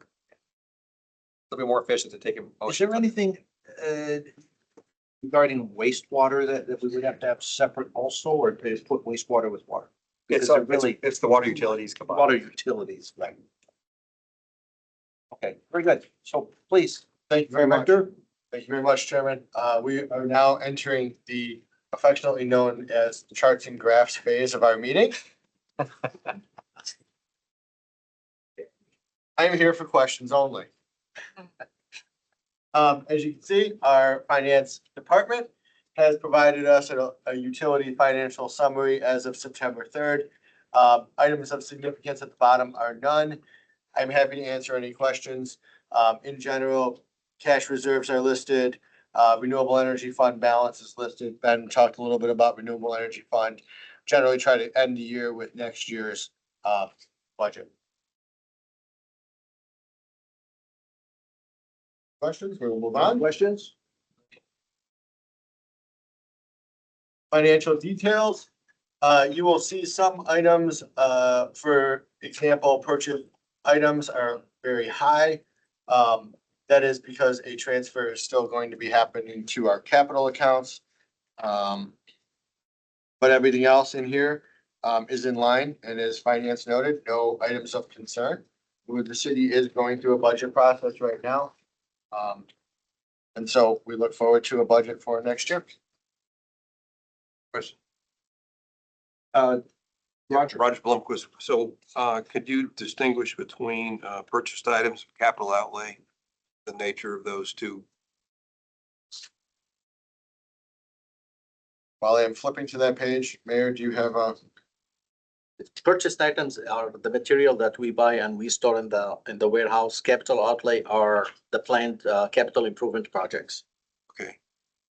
So, So some of these items that are stored in the warehouse, when they are used into the capital, okay, those materials gets moved to the That's why purchase items are. That's good. Thank you.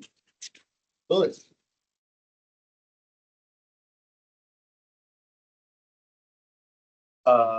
Next, the capital. Becky.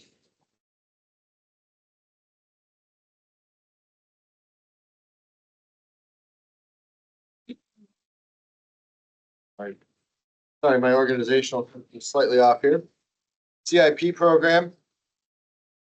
As you can see, we are still under budget.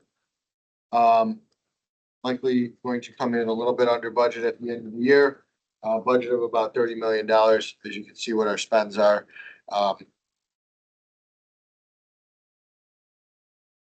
Happy to answer any questions. Electric system installations are high. Those are reimbursable. So, revenue directly matches the expense.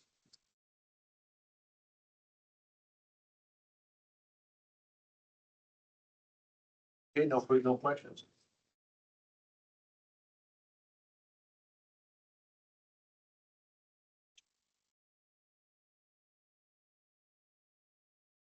SAIDI report, we are starting to see our SAIDI numbers move up.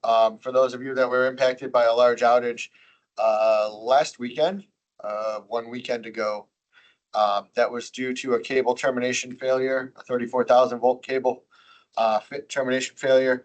We had about 10,000 customers out. All customers restored within hours. About 2 hours. About 2 hours, yes. Automation of our systems worked well, so some customers saw less than a minute while our substation switched over. Then the next restoration was about 10 minutes, where our distribution automation restored a great majority of the customers. We did have to do some field switching, both automated and with field crews to bring the rest of the customers back. But like Mayor said, most of the customers were restored within 2 hours. If I may make a comment, one of the issues that came up with IMEA in Winnetka was the fact that they have their own electric company there through IMEA, that their issues become prioritized by them. They do their own priority. And they discussed in great detail the comments that they received in their research, that Commonwealth Edison didn't have the same schedule of priorities that the city had, because the city had its own thing. So that if there was an outage, it depends on what other outages were going on in the Commonwealth system. So it's just one of the benefits, all the things people kind of forget about these things. But when you have your own company and you have your own emphasis on the resources that we have, that we control, that's a big plus. And it's one of those things that, again, I think it's worth mentioning. So thank you. Comment on that. And again, it's been amazing, the response. Our crews and our staff do a great job. Yeah. And so one of the things that, after we have an incident, we always analyze what we could have done better, what could have went better. This one went pretty well. I would say a great majority, if not all, were restored automatically. Those automated timelines are a little bit different. For example, if you lose 2 sources of a feeder, then someone has to go in and manually click on the switchgear, operate the switchgear remotely, wait till the load is flowing through there before they operate the next device, right? There's a methodical restoration process that does take time for the controller on our desk. But, I guess the good part about this is we already had, $10 to $15 million of improvements already in this substation, already in the works. So those outdoor terminations will be moved indoors by the end of 2026. A new control house will be built at that substation. New transformers are have been purchased and are being built for that substation. So a lot of that substation will be refurbished within the next year. That's great timing. Yes.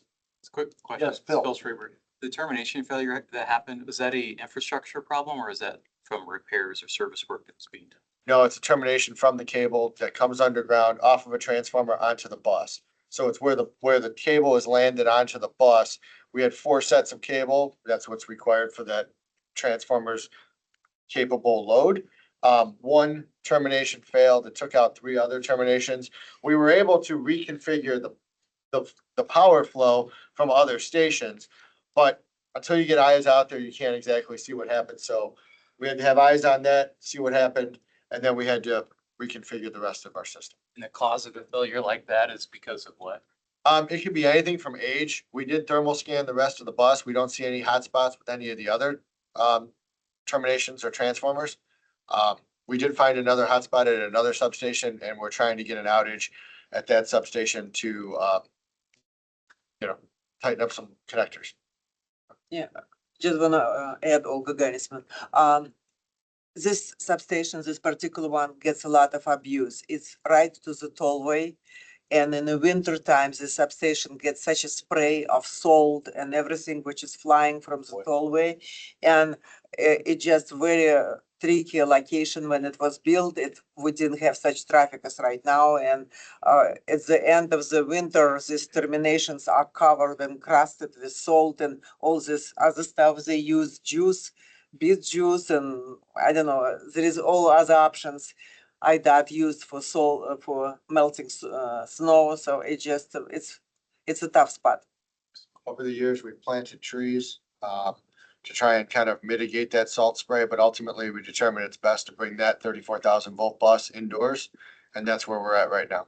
So Because it's going indoors, that should pretty much address that correct. issue. Yes, Roger Blumquist, I mean, this is really good. So not intended as criticism, but do electric utilities ever use infrared surveillance to look for incipient failures? Absolutely, we do. We do a lot of infrared scanning. Okay. We do it at night on particularly cold days. What we have found is if you obviously do it in the day, the sunlight can, reflection causes weird things. We also have a pretty robust drone program where we have infrared capable drones, and we fly substations, we fly distribution lines, and we fly transmission lines. Last year, we flew the transmission line along 75th Street, found a lot of interesting things there. Wires that had come out of, terminations.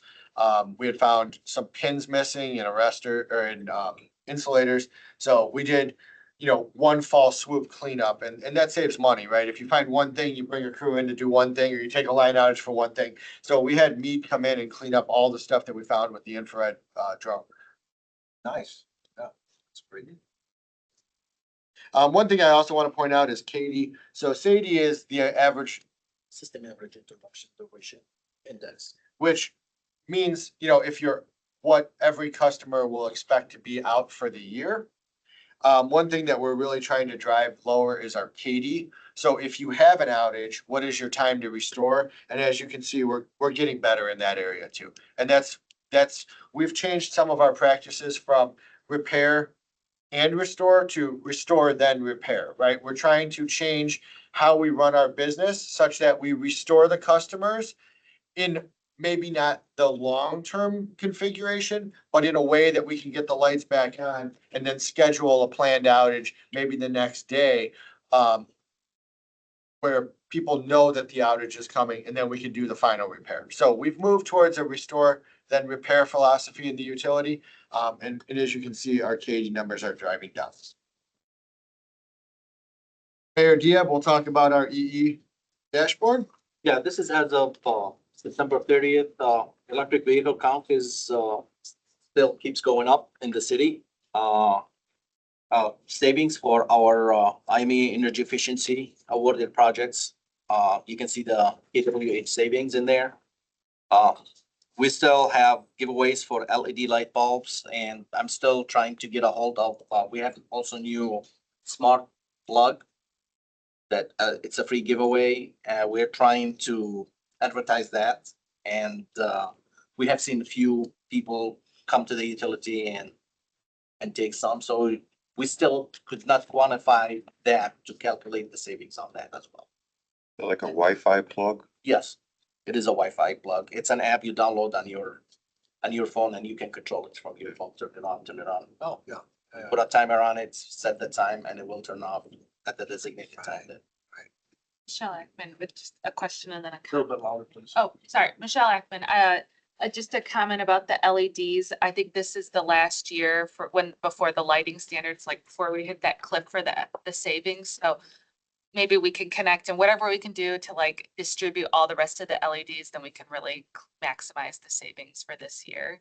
Yes, IMEA has ended the lighting program and they've replaced it with the remotely Smart plug. smart plug program because of the technical reference manuals direction for energy savings. Yeah. So Yeah, we take every opportunity to give away light bulbs. Any event, the last time was, what was it, the school district 204 when they had their events. Same thing with the National Night Out. Those are 60-watt replacements? Yes, 60 watts. Yeah. And then my question is, the EE projects, so same number of projects in 2024 and 2025, but like less than half the savings. Any insight into why that is? These are the type of the projects and the size of the projects, and these are all commercial. Like, you might have somebody switching LED lights for a bigger facility. We call it a project, and then a smaller facility, they will do the same thing, but at a smaller scale. So just those are the projects that, and they were just kind of. Yes. Do you have school district in this year? Yes, we have school districts, I believe, 204. I think they have received the grants from the government and they are switching all their schools and every building that they have from conventional to LED lighting. So they are utilizing our IMEA's energy efficiency money to do that. So far, we have processed 4 projects for them.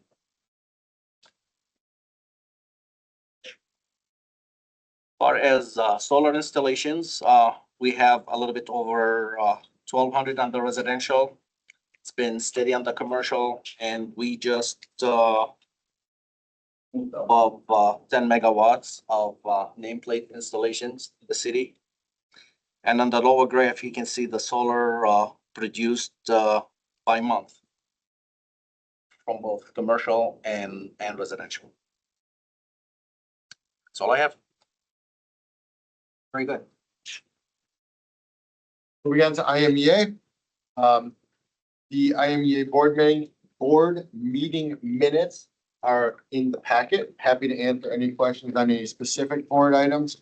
For those that have not seen my latest manager's memorandum on October 30th, summarizing the IMEA board meeting from the 30th. We received a report from the treasurer, the CEO report talking about integrated resource planning. I'll talk about that in a moment with the Senate Bill 25 that was passed. Received a operations report related to Trimble County and Prairie State operations. Prairie State and Trimble County had outages planned and unplanned. Talk a little bit about the equivalent availability factor.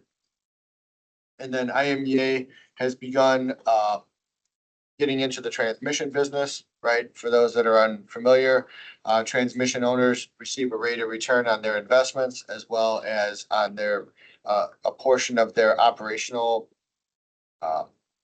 dollars recovered from on a federal level. So IMEA is investing in a transmission line between Princeton and Peru, Illinois, effectively looking to use this as a physical hedge to rising transmission costs. Yes. Good for. Is that the first transmission asset that IMEA bought? Do Yes. they own other transmission assets? They do not. I will note that we, the city of Naperville, commissioned a transmission asset study. We had talked about this previously with PUAB. It's been a year or two now, though. We are looking to become transmission owners in the future with our line that goes down 75th Street. The consultant that we hired showed that we would need to upgrade the conductor on that line, and that's in our 10-year plan. But as soon as we do that, then we could significantly flow more electrons through that line. There's a lot of reporting requirements that become required as we move to be a transmission owner, transmission operator, TOTOP. But the dollars that would be returned to Naperville are significant. if that lines become, I guess they become public then, right? That's correct. Does that mean that any entity can flow power across them, in an open tariff type of thing? That's correct. If ComEd wants to flow some power across it, they'd have to pay us to do that, so that's like a revenue stream or? They would not choose to, power would flow across it. We would net the ins and the outs. And that's how we would receive our rate of return. We would add up all of our transmission costs to operate, maintain, build that line, upgrade that line. We would go to FERC, we become a transmission owner, and we would say, hey, here's what it costs us to build and operate this line. And we would receive a rate of return on that. But again, the key difference is it becomes open access to anybody who wants to flow power across. We can't deny somebody who wants to flow power across it, correct? That's correct.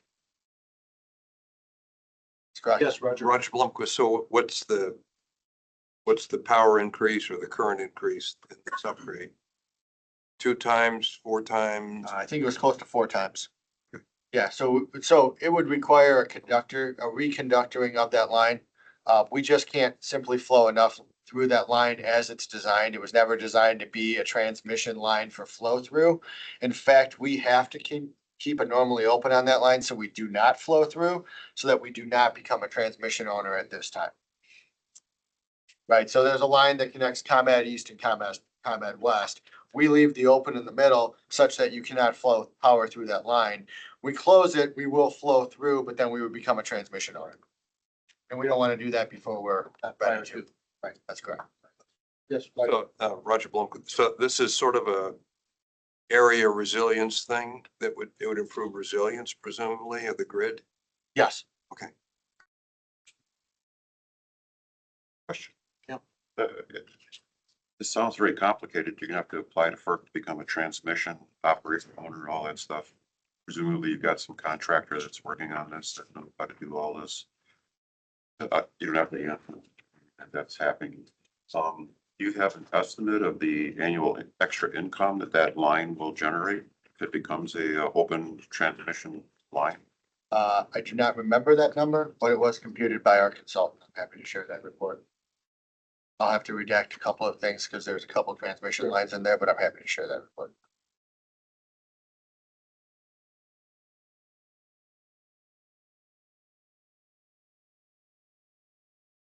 Economic development rates. There are economic development rates that are published by IMEA. And that is basically to bring high load factor customers to the IMEA service territory. We communicate those rates with Naperville Development Partnership. And to date, we don't have anyone that qualifies for that. It's required for very high load factor, and most customers don't do that. IMEA updated us on the 150 megawatt B Hollow project. That's the project slated to come online at the end of 2026. And then the board of directors approved 2 interconnection agreements for schools installing solar in IMEA towns, Muscuda and Rock Falls. Muscuda is installing 1.92 megawatts of solar, and then Rock Falls is 120 kW. I'll remind you that our net metering policy covers anything under 1 megawatt. So anything under 1 megawatt would not require a special contract for the city of Naperville. If it's over 1 megawatt, it would require a special contract.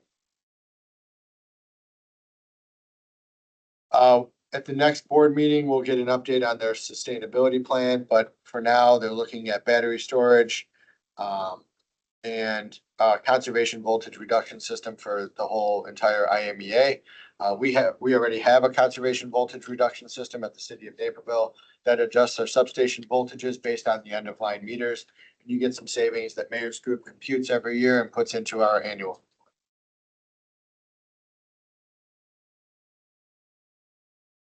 IMEA also provides a legislative update. So I would say the largest change that's happened recently was Senate Bill 25 with House Amendment 4 and 5. Requires municipal electric utilities / joint action agencies to conduct an integrated resource plan every 5 years. To be clear, we are part of IMEA, so IMEA will conduct a resource plan on our behalf. If we were not with IMEA, we would have to conduct an integrated resource plan for ourselves. It requires ComEd, Ameren, and alternate retail electric suppliers to conduct an integrated resource plan. There's some battery storage projects that will get funded. About 3,000 megawatts by 2030, creates a new geothermal home and business renewable energy credit incentive program. Creates an investor-owned IOU virtual power plant program. Net metering provisions for 25 kW or less. Repealed the current moratorium on construction of new large nuclear facilities. And then increases the IOU customer cap to provide more funding for renewable portfolio standard incentives and procurement programs. That's the gist of the bill. Any questions? Jim Fuller.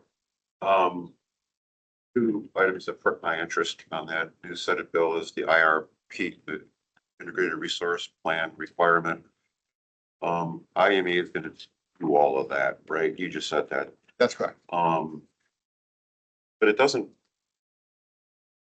What's the, I know that there's a lot of details they have to provide now to the state, the ICC and things like that, but what does that actually mean for Naperville? Is there any requirements that come along with an IRP?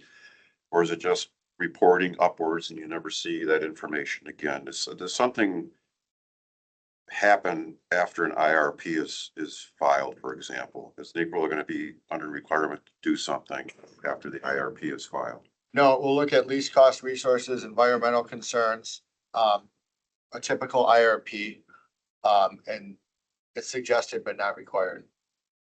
If there's no mandates that come out of IRP other than filling out the data that they require. That's correct. Okay.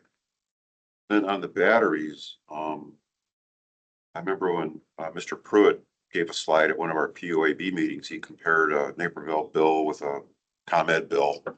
ComEd bill had all these line items like, you know, renewable portfolio standard, ZEX, CFRA, all these things.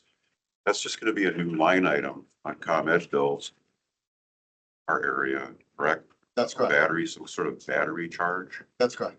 And that's, Naperville's not going to be affected by that because we're a municipal utility and we have IMEA providing our service. That's correct, because we are a municipal electric utility. Okay, so we're currently excluded from this new battery charge. So this is not going to affect the ratepayers of Naperville at all. That's correct. The battery thing.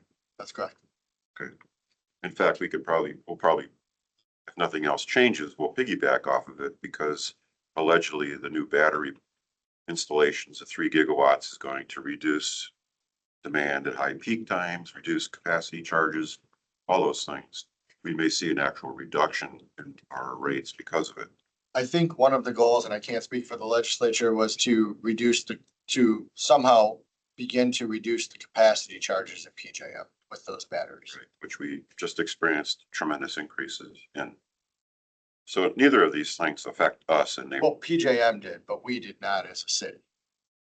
Sorry. We did not experience the high capacity changes on our electric bills within the city. Yes.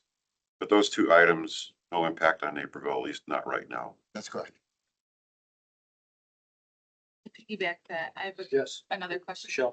So what are you seeing in the bill that would impact us, if at all? Integrated resource planning. Oh, right. A lot of the other, That's IMEA, not us. I mean, like flow through, but IMEA is taking that. yes, if we are with IMEA, they are responsible for that. If we are not, then we would have to do that on our own. But as of now, like what in the bill impacts like your team or is adding workload or changing your day to day? I would say that was the main part that affected municipals. I would go a little bit further and say that anything related to net metering or anything else that's in the bill, we are already exceeding that level. So no change. I thought I read maybe this one of your reports that IME is going to have to spend several $1 million to put together this IRP. So That was, ultimately we'll have to pay some of that, right? Actually, a third of it, right? that's correct. That's So there is a cost in Naperville for this IRP. Yeah, some of the estimates that I've seen, and I know City Water, Light and Power, I think spent close to $500,000. I could be wrong on that, don't quote me. CWLP down in Springfield. I've seen some estimates that this could cost $1 million, but I don't know. I've never done one. I've never. But what is the ultimate purpose for all of this data to be pulled together and sent up to the ICC or the state? What are they gonna do with all the information that they gain? I did see a list. It was quite extensive. You have to list all of your PPAs, who you're dealing with, how long is your contract. There's probably not price in there because that would be considered proprietary, but it's like you have to give every detail of your operation to the state. What's the ultimate goal for the state to have all that information? I think it's to put it out in the public of what the planning, long-term planning thought process, goals of the agency or of the municipality are, that there is a defined long-term plan. Purposes of what? Why would they want to make sure that that's public? I'm not sure. I know that we received a lot of requests for it. We worked with Senator Elvin's office, Representative Yang Rohr's office, Nest, Clean. You know, and we were part of the negotiations on that IRP, but I'm not sure what the long-term goal is other than to have a defined resource plan for an agency or for a municipality.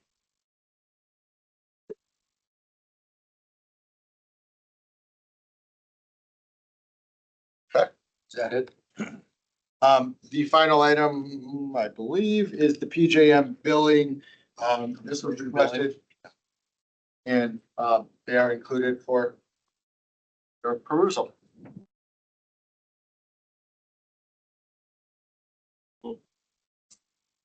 Any other questions? This is, I'm going to entertain a motion to accept the reports presented to us regarding our electric utility. Bill Schreiber, I'll motion to accept the reports. Do I hear a second? Shall I? And any discussion? Further discussion? Having no discussion, those in favor of accepting these presentations, say aye. Aye. Those opposed, say nay. Accepted unanimously. Now we're going to water. Darrell Glennis, Water Utilities Director, Chairman. First item we have is our water financial packet. In this packet, we have summary memo, screenshots from our financial dashboard, and a line item detail report for the revenue and expenses. If you take a look at the screenshots from the financial dashboard, there's a nice visual representation that it's hard to see. I apologize. It might be easier in your packet. On the packet. Yeah. Sure. That if you look at the revenues, you know, if you look at the actual versus projected, in the monthly budget versus projection box, I mean, we were dialed in extremely well with projections. The two deviations are in June and October, and that's related to the debt issuance. So there was a debt issuance in June that was not projected, but it was included. So you'll see there was actually more revenue coming in. That's because Ray decided to do the bond issue early. And you'll see that in October, the projection is higher, but lower is because he did the bond issue in June, not in October. So we're dialed in on revenues, which is really good, which gives us a lot of confidence that our rate study and the rate model and our demand projections are on point.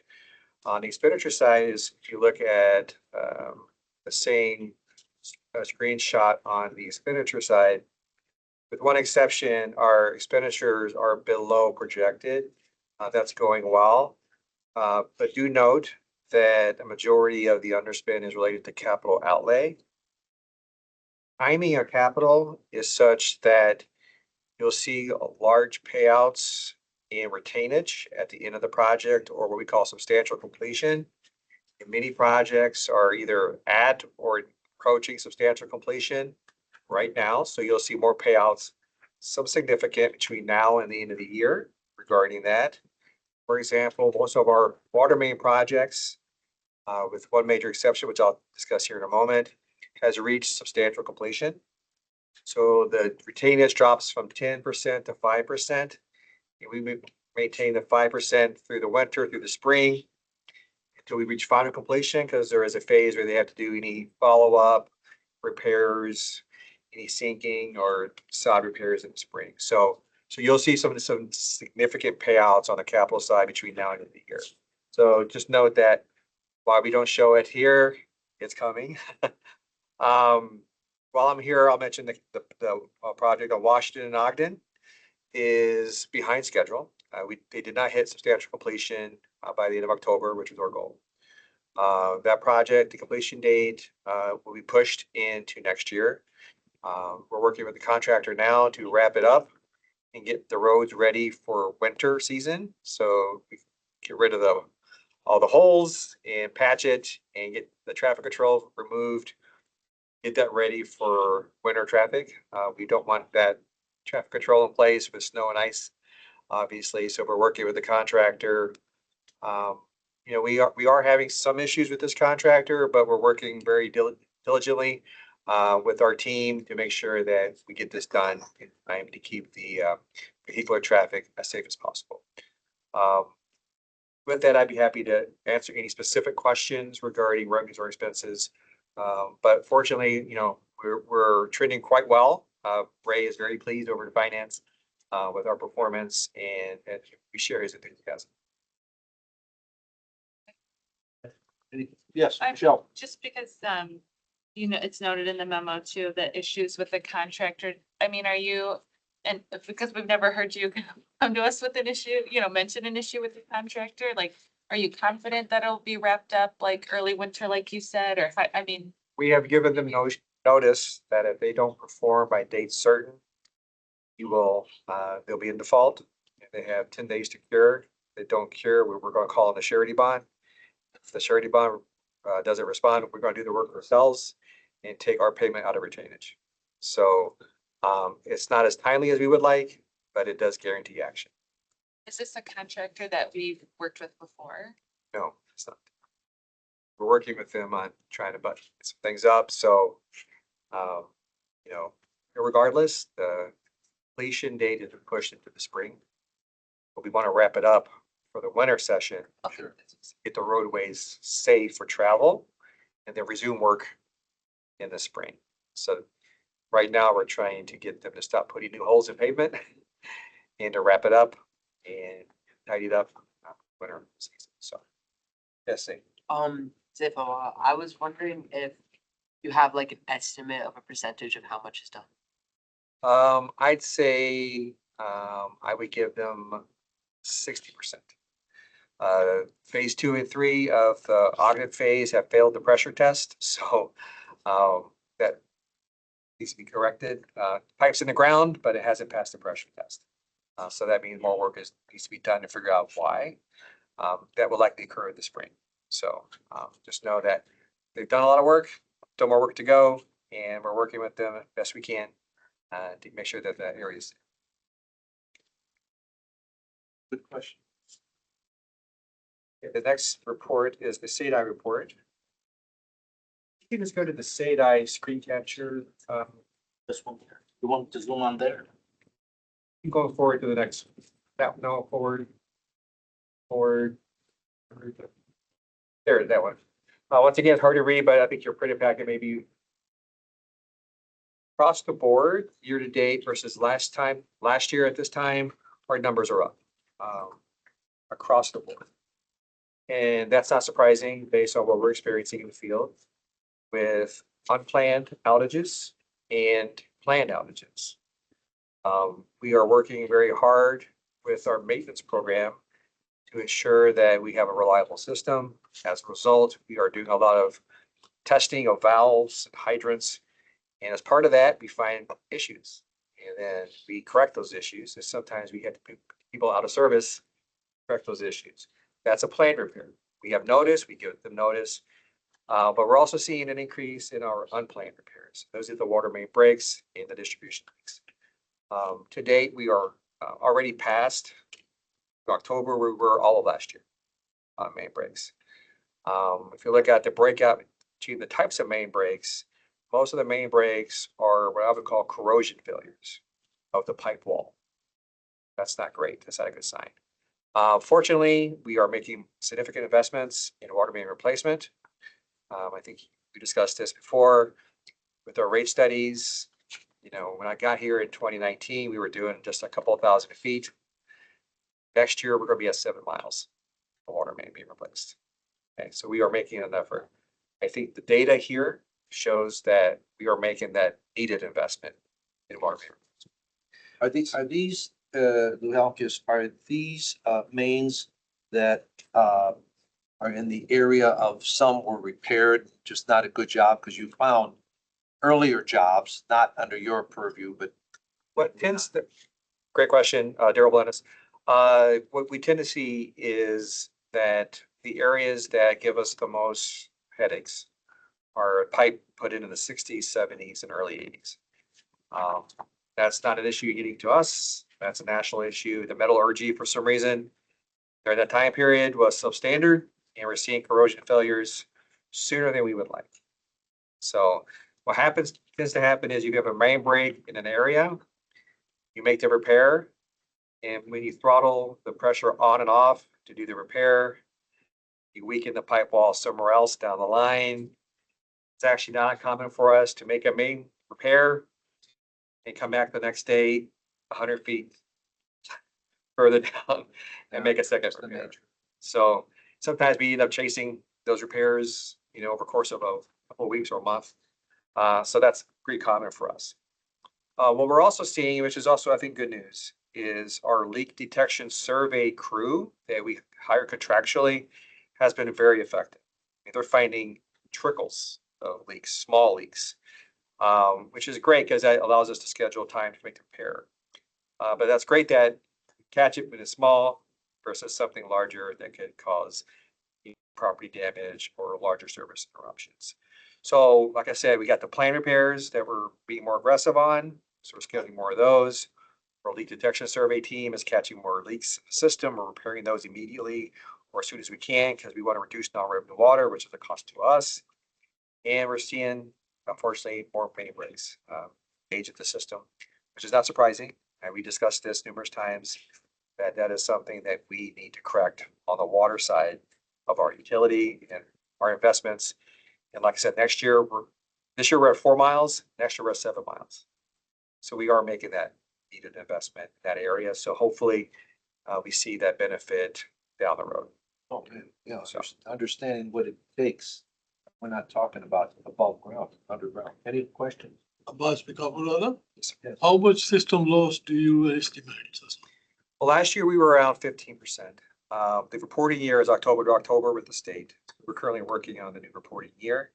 We are actually pretty optimistic that despite the number of main breaks that we're having this year, we actually may be in the single digits. So we're fingers crossed that because we're being very proactive in catching leaks earlier, that we actually may get below 10% this reporting cycle for non-revenue water. But those that may not know what that is, non-revenue water is the difference between water bought versus water billed.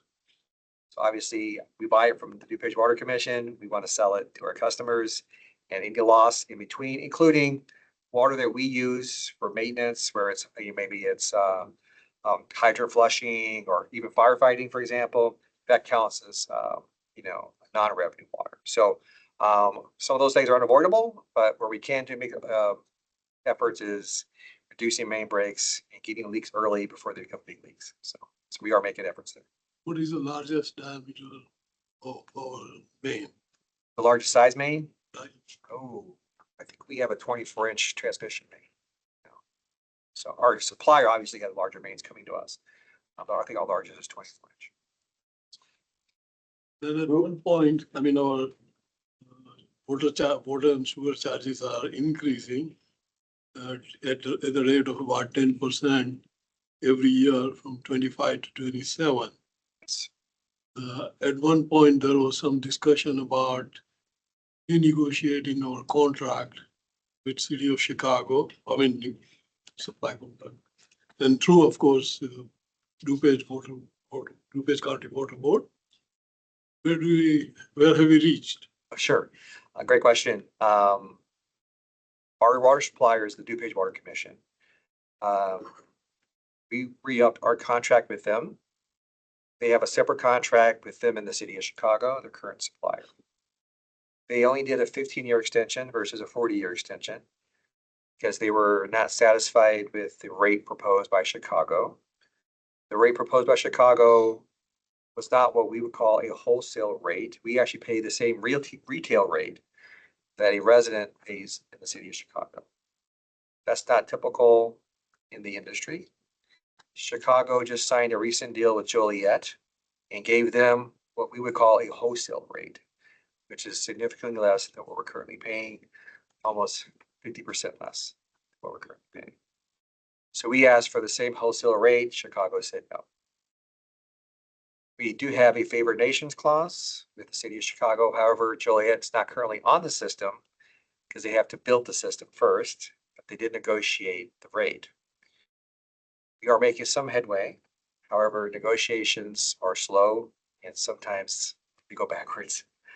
The Water Commission is being very proactive in ensuring that we have a long-term supply that's favorable to us as our customers.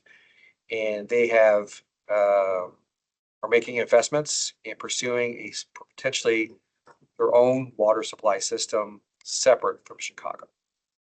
They purchased 80 acres of land in Northbrook as a future site for a water treatment facility. And the engineering and consulting folks are working with the Water Commission, proactively investigating that option. And that is continuing on a parallel track with negotiations with Chicago. That's all the news I have at this point. Now, I think then you will have to have some special permit. I mean, if we pursue that option, lake diversion agreement will have to be signed, and that's not an easy task. We already have allocations for all the customers, so essentially we'll be just changing source. Now, the treatment facility will need a small allocation. That should not be difficult to get. So the good news is that all the existing customers already have their permit. We'll be just changing source, and that's a easier permitting process. Building the new pipeline, easements, permits, IDOT, et cetera, could be difficult to obtain. So they're working on a parallel path with Chicago and what's the best plan, what's the best option going forward.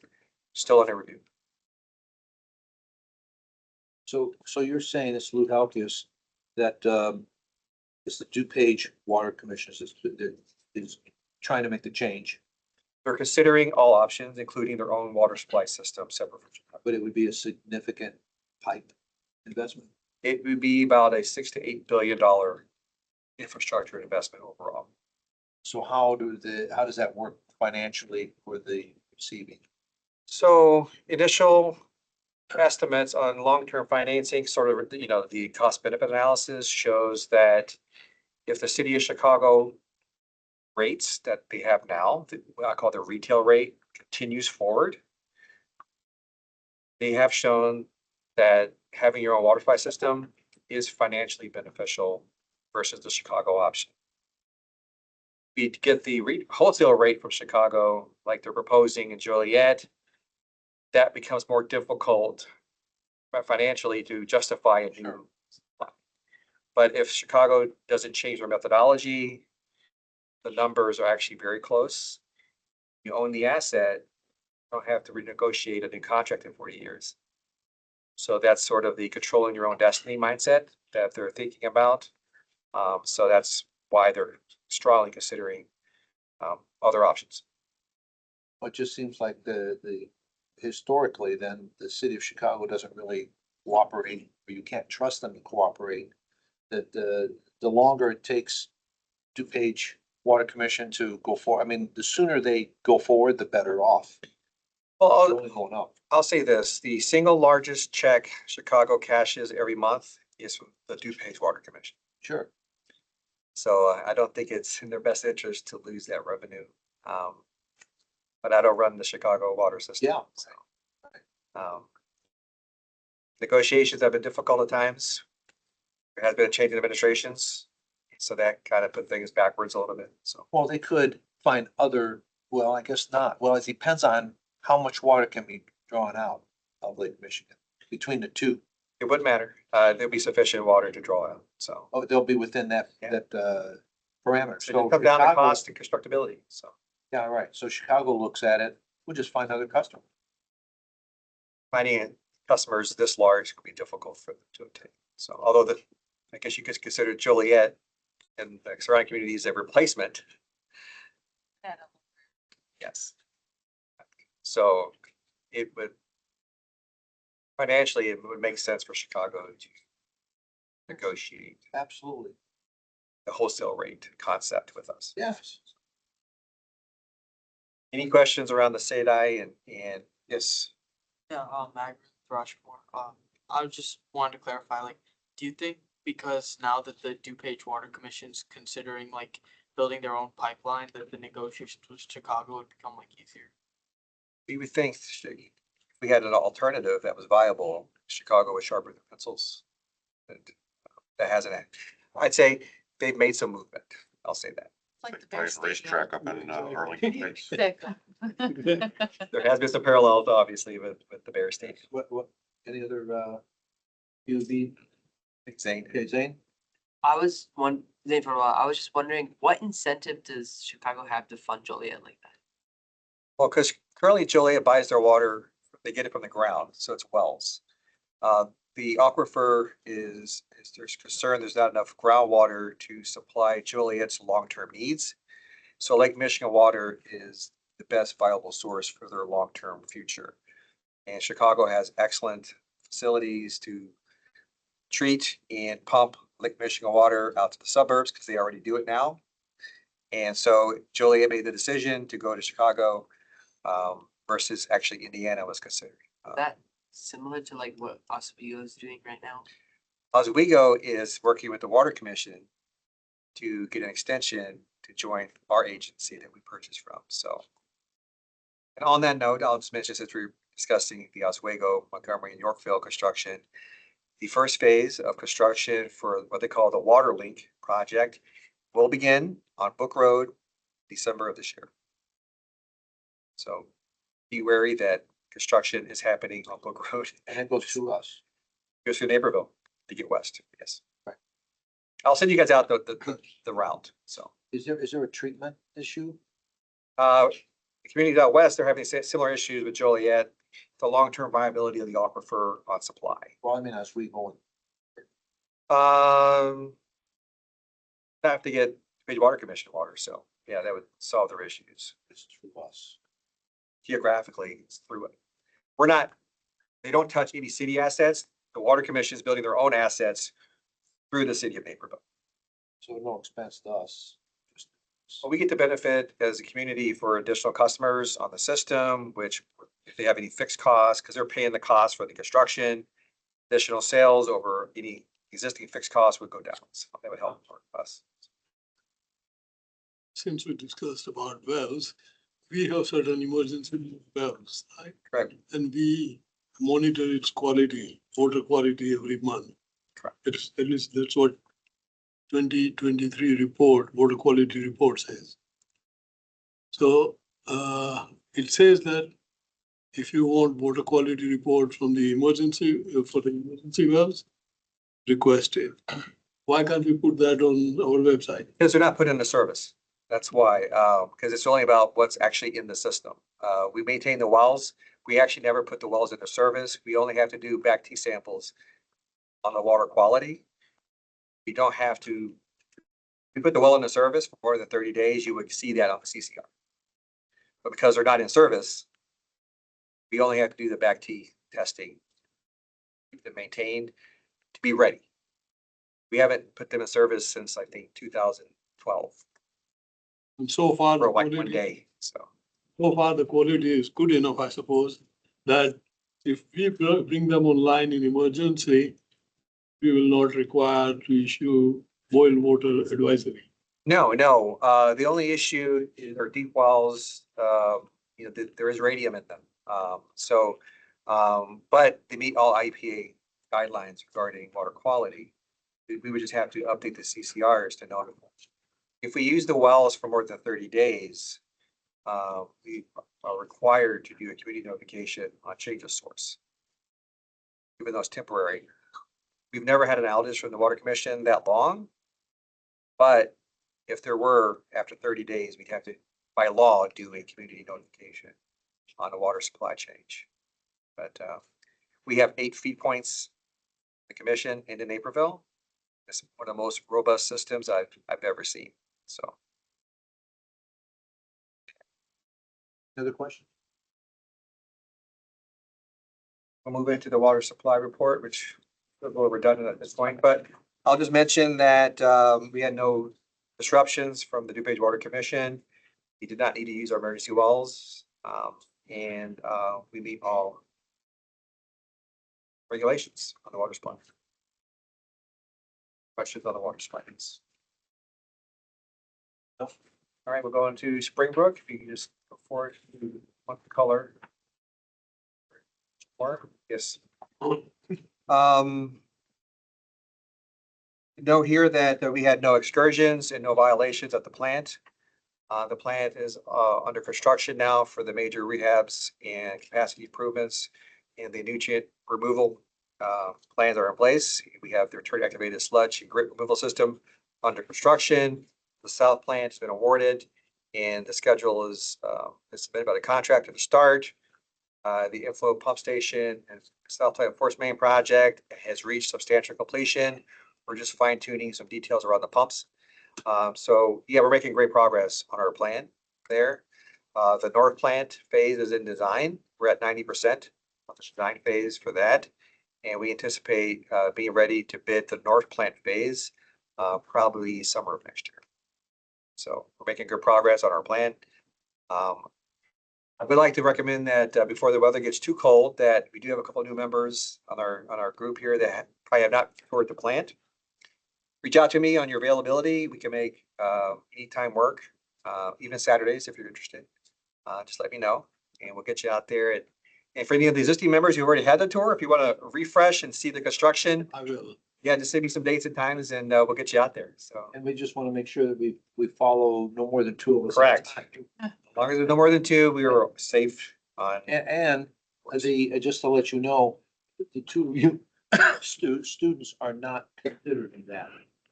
So that you can be present when there are 2 other PUAB members, both of you at the same time. Yeah, my invitation extends to you as well. If you'd like to see our plant, it's quite a engineering marvel. And It really is an opportunity to take advantage of, all of us.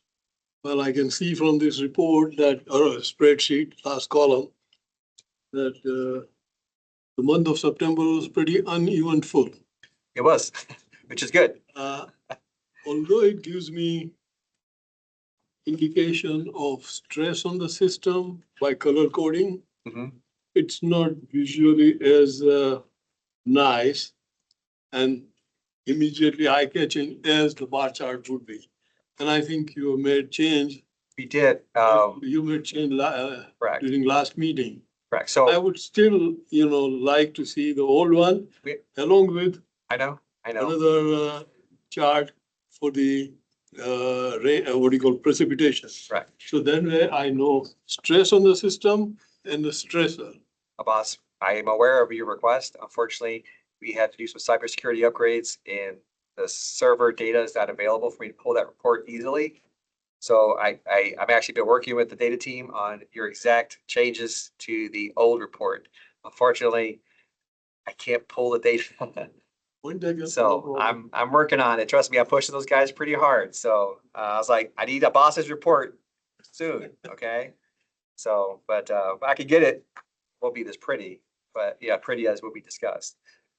But it is available. It's just I can't package it in Power BI way it is access because we took some switches off, some service that had been isolated for cybersecurity. So we're working on some things. So unfortunately, it's upset the reporting apple cart a little bit, and but I haven't forgotten about you. Okay. Another question on NPDES permit. Yes, great question. When did it expire? January 1st, 2024. We are operating on an expired permit. We are in negotiations with the IEPA. We anticipate that they're going to send it out for public comment in the next couple of weeks. So we think we are at the end of the tunnel there, the lights at the end of the tunnel. We were hopeful for earlier, but the EAGs, the environmental action groups, were not happy with the direction the IEP was going. So that stalled a few things, but we think we're back on track, and we are hopeful that we'll get released for public comment in the next few Will it weeks. be possible for you to send the permit, I mean, that draft permit? I can't yet because it's not, hasn't been released. No, for once public. it is released. Absolutely, when it's just released, absolutely, absolutely. We believe that we're gonna go, the big change for us is gonna be around the phosphorus, right? So the old permit was 1 milligrams per liter was the requirement. We'll be going down to 0.5. So more restrictive, which we kind of anticipated. Our engineering design accounted for it. So we're good to go as far as the plant design that was under construction will be more than enough to meet that 0.5, but it is likely to go down from 1 to 0.5. Thank you. CIP report, I mentioned that one project that concerning from a timing standpoint. I went over the projects of Springbrook. Happy to review any other capital projects on this list if you like.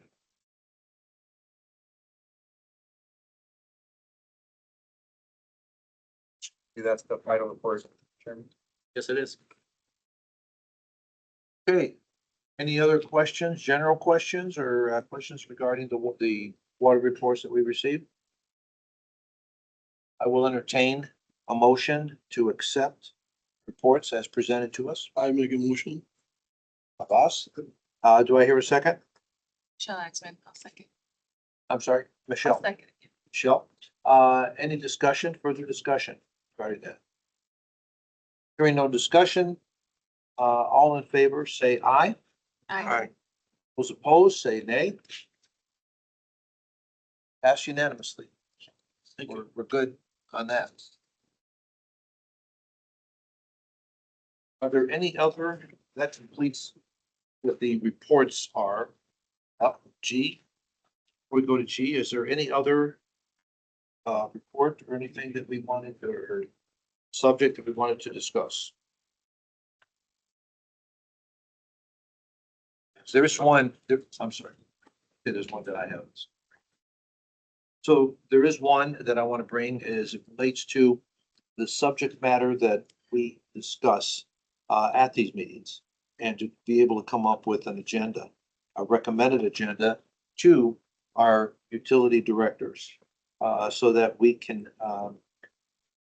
if there's something that we'd like to see a little bit more in depth or something in particular, this is where we get an opportunity. So I did send out, as I was writing up the annual report, the fact that there are some issues that come to mind that maybe it would be, I want to have an opportunity for everybody here to be able to say, these are some issues. I did receive a request from one of you, and I just wanted to make sure that get that, and then we discuss any other subjects or that we'd like to recommend in the future. I will then we will put those together and we will submit them to our utility directors to be able to say, we'd like these things to put into the agenda as they become relevant or a little bit more relevant, or when we believe something's happening and we want to make sure we discuss this issue in a timely manner.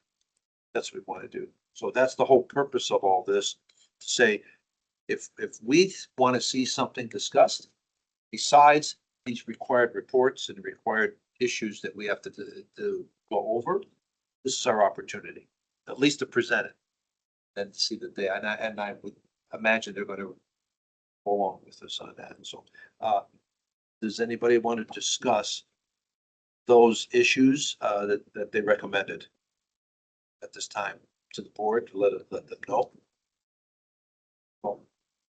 But before we start, you did raise your hand at first. Let him go first. All right, go ahead, Phil. Phil Schreiber, I wouldn't describe them as issues, but maybe ideas for consideration. very specific to these meetings and the other just in the overall programmatic participation in the board. I think with regards to these meetings, I would love to see like an executive summary maybe for each utility that says, here's kind of the key items that we think that the board needs to be aware of. Those could be positive things, maybe key areas for help, or anything else that we should. So like kind of what's the short read that maybe allows us to draw further into the reports. I feel like sometimes I'm being more reactive than proactive, and that doesn't feel like that really adds much value. So from a meeting to meeting basis, anything that you guys can do to kind of fast forward the high, low points, areas that you need help or attention, which then maybe that allows us to spend more time on that in advance of the meeting and maybe make it go a little bit shorter. Right. The other is from a programmatic perspective, I think kind of picking up on the reactive side. Now, you guys, I feel like I have a pretty good pulse in working across, US and to some extent global markets of people that manage utilities, and you guys are top notch. So it's like, it's kind of hard to think about like what are things that we can do proactively to try to like continue to help advance. But I gotta think you've got some weakness or areas where you just feel like you're not experts. But I feel like it's kind of like we're guessing here of trying to figure out where we can be of more value to you. So it would be helpful, like Brian or Daryl, we were talking about the PFAS coming up. I think if you guys can highlight things for us that are coming down the pipe that maybe you would like some support on, maybe that we can leverage networks or we can do some additional outreach research for you that might help 6 to 12 months out, then I feel like we're doing a better job of being, the intent of this role of trying to bring more value and be a force multiplier for you versus what I feel like sometimes it's just more reactive, and that's not a slant on you. That's just a me coming in trying to figure out like where can I help, and maybe I can't figure that out in the time that it's actually beneficial for you guys to use that intelligence. So those are the two things I have. Yeah, and that is exactly the reason why we're trying to do this. We could be more useful other than because we are reactive normally. Well, now we have to kind of get into it, but we are here to support. We want to make sure that if there's issues, things that we should be thinking about, have a few more people thinking about it and making recommendations to see what you think. This is going to be continued partnership, and that's we want to be partners with you and to support you. So that's exactly right. Any other, Roger, you've had your hand up? Or does that pretty much cover what you're thinking? Roger Blomquist, I think we're all sort of interested in data centers, so that's an issue that I would like to learn more about from people who actually do know about them. I think, again, because of the Open Meetings Act, this becomes even more important because of the fact that it's difficult. How can we discuss things unless we have a meeting and that we're officially here? So that's, otherwise we really can't. We have to think about it ourselves and it becomes difficult. So that's a perfect type of subject, I think, to give us a little heads up on. It's something we could do and present or help recommend research. Yes. Chairman, Daryl Blennis, thanks for feedback, Phil. I think, if you look back at our packets, when I got here in 2019, they were basically spreadsheets, Yep. charts and graphs. And we've added like the financial summary, something Brian and I said, we need to do a little bit better job packaging that. So we had that financial summary. I think we had discussed sort of like an operational summary, section. So we might merge those together. So this kind of feedback is great because I think the format, we're just trying to deliver a package to you that's accessible, easy to digest, because we know you have day jobs. And so the feedback we get from you is critical, and we'll pivot, we'll make adjustments, whatever works for you. Know that we've done that historically here the best we can to react to your needs, and we'll do our best to put something together. Well, when you pull out, when you pull out anomalies or issues, it saves us a lot of time to try to figure out, is this important or not, and ask the question. So saves us all time for that. So it's excellent what you're saying. Any other comments? Yeah, I have. I've been on this board for less than a year and it's been like a whirlwind, but I try to think about, and Phil, you covered it really well. I think exception reporting is better than seeing all the data. And, what are the issues that need to be discussed in any way that we can help? I think that's excellent. I try to think what this body should be. And in my view, one of the things we should be is a way to get to more information and data that the city council doesn't have time to do. And I'll just use IMEA as the example. We had like extensive meetings about the IMEA contract. And I like to say there was no stone unturned in that effort. We brought everybody in that could talk about it. We talked about it. Anybody who wanted to watch those videos could learn about what we went through in those workshops, I'll call them. Because the city council doesn't have time to deal in detail on everything with all the data and information that's required to make a good decision. So I think we need to be a extension of the city council to explore things in detail that they don't have time to, if they wanted to explore. So, as part of that, I think we need, as Phil mentioned, more exception reporting for the charts and graphs, so to speak. But I think there needs to be some routine things that get covered every meeting or every other meeting or whatever the frequency is. Like, for example, the Senate Bill 25 came out. And although Brian says it doesn't really affect Naperville hardly at all, it's quite extensive. And unless you're kind of a student of these things and you read about them in the newspapers or take the time to read about them in the newspapers, you don't know anything that's going on. And then this bill passes and suddenly it's, wow, what was in this bill? I didn't even know this was coming down the pipe. So, one of the recommendations I would make is that every meeting contains some sort of regulatory update on what's going on in Springfield, what's going on in the ICC. And maybe this is even beyond what you guys should be doing. Maybe we need to bring in a professional that can talk about, what's going on in these arenas, on the electrical side, water, probably less so on the water side. The whole power market right now is just like a wild, wild west in my view. It's just kind of, if you pay attention to this thing, it's just, there's so many moving parts. There's so many things that are happening nationally in the state, and the state's diverging from where the national issues are going. It's hard to keep track unless you spend a lot of time doing it, which people who work for a living don't have time to do. So I would ask for a professional regulatory update every meeting or every other meeting, or maybe it's a function of what's going on in the world at the time. So the other thing that I think is big for Naperville is the capital expansion at Springbrook, right? And to me, you're spending like $180 million over there.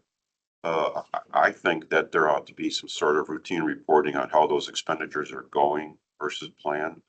That's a big chunk of dollars.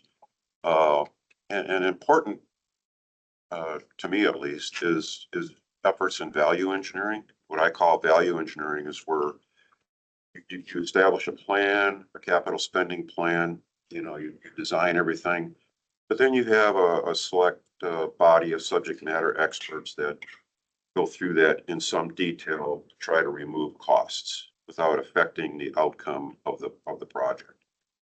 In my former job, we did value engineering quite a lot on projects and were able to shave a lot of capital off of projects, in that arena. So I'd like to see that personally. In the electricity side, there's current and trending things that are going on in the energy cost side and on the capacity markets. Those are big changes. I'm not even sure everybody here understands that domain, but I think it's important for everybody to understand it because capacity markets are driving many of the big increases that are occurring to our ComEd neighbors. Everybody around us is delivered via ComEd. Their prices are 20 to 30% higher than ours. Why is that? We had the consultants come in and tell us some of the reasons, but I think we should get routine updates on that. so that everybody in the room at least is at some basic level of those energy and capacity markets. I think I see you, Brian, you sent out a report to us comparing us against ComEd. I think that's very important to know why. Because I think one of the risks that any municipal utility in the state of Illinois is up against is that we're a big pot of money that is not being tapped for things that you see on a ComEd bill. Zero emission credits, renewable portfolio standards, RECs, CFRA, energy efficiency. Everybody around us pays those bills or pays those fees on their ComEd bill. We're exempt from that. How long will that last? How long before the state legislature comes to municipal utilities and wants to collect some of that money from us as well? I think that's a huge risk for the ratepayers in Naperville right now, and in any other municipal utility that's exempt from those fees. So any kind of, that gets back to the regulatory updates. Is there talk in Springfield, for example, of tapping the municipal utilities for these costs? That's one example of something that could be discussed perhaps every meeting, every other meeting. And then, of course, since we pay all of the bills for IMEA, I know you send out a copy of their board meetings and you kind of do a similar rendition of what you've seen. But it would be important. Big cost drivers are coming up with IMEA. That's going to affect Naperville ratepayers. You know, our mission statement is budgets and rates. So you got to try to confine it to that. But when new cost drivers come up for IMEA, I think it may be a special topic to discuss those type of things. For example, B Hollow is going to start up in 2026, probably, right? They broke ground for it already. So as we explored in our PUAB meetings, you know, the price that IMEA is paying for the power from B Hollow, they told us it's like $75 a megawatt hour. So that's going to displace something. When that B Hollow comes online, that power is going to come into their system. They're going to displace something. I presume they're going to displace the market. They're buying market power now. They get displaced when B Hollow comes online. What will be the financial impact to Naperville ratepayers when B Hollow comes online next year? 50 cents. Is it $1 million to Naperville? Is it $2 million to Naperville? $3 million to Naperville? I think that's interesting information to know. For example, I will say that IMEA says it's a 1 to 2% increase on the rate. So using $80, that's 80 cents to $1.60 megawatt hour. okay. That's a step change. That's a step change that I think we should be aware of as it's happening. And not have to ask for it, for example. And I don't know where these fit in, if we're going to talk about them some more or not, but those are the routine things. I got some special topics that I think deserve attention, at least for a little while tonight. And one is what's up with the IMEA contract negotiations? Is that yet to be talked about, or? Yeah, well, I think that, you know, I know that we're always sensitive to the fact that we tend to go long a little bit. But I think that this is our opportunity with the amount of time we meet, with the different opportunities we have to meet, other than having a special meeting. This is the appropriate time to bring that up. Okay. Couple more. The MDR RFP results. Well, you've told us that. It's really kind of. That's true. That's right. You said it's confidentiality. Yeah. Or it's under confidential. Right. Confidentiality agreements. Right. And another special topic that I think this group should hear from, well, I got another one besides this. Another special topic this group should hear from is school district came up with some kind of decarbonization plan that they have, stated that they're is part of their agenda. I would assume that school district 203's decarbonization plan impacts or affects the amount of electricity that they buy. I don't know. I don't know what the plan is. I would suggest a special topic might be to bring somebody in from School District 203 that can tell us what's their plan. How do they plan to achieve decarbonization, at least through electricity reductions or modifications of somewhat. It seems like there should be some knowledge on this board how that's going to get done. And then, of course, I mentioned it earlier, is the data center. I understand that people that live around that site are concerned about things that happen there, concerned about the noise, pollution, traffic, the fences, and all the things that go along with that, rightfully so. They are free to express their concerns, and they're doing that in the Planning and Zoning Commission properly.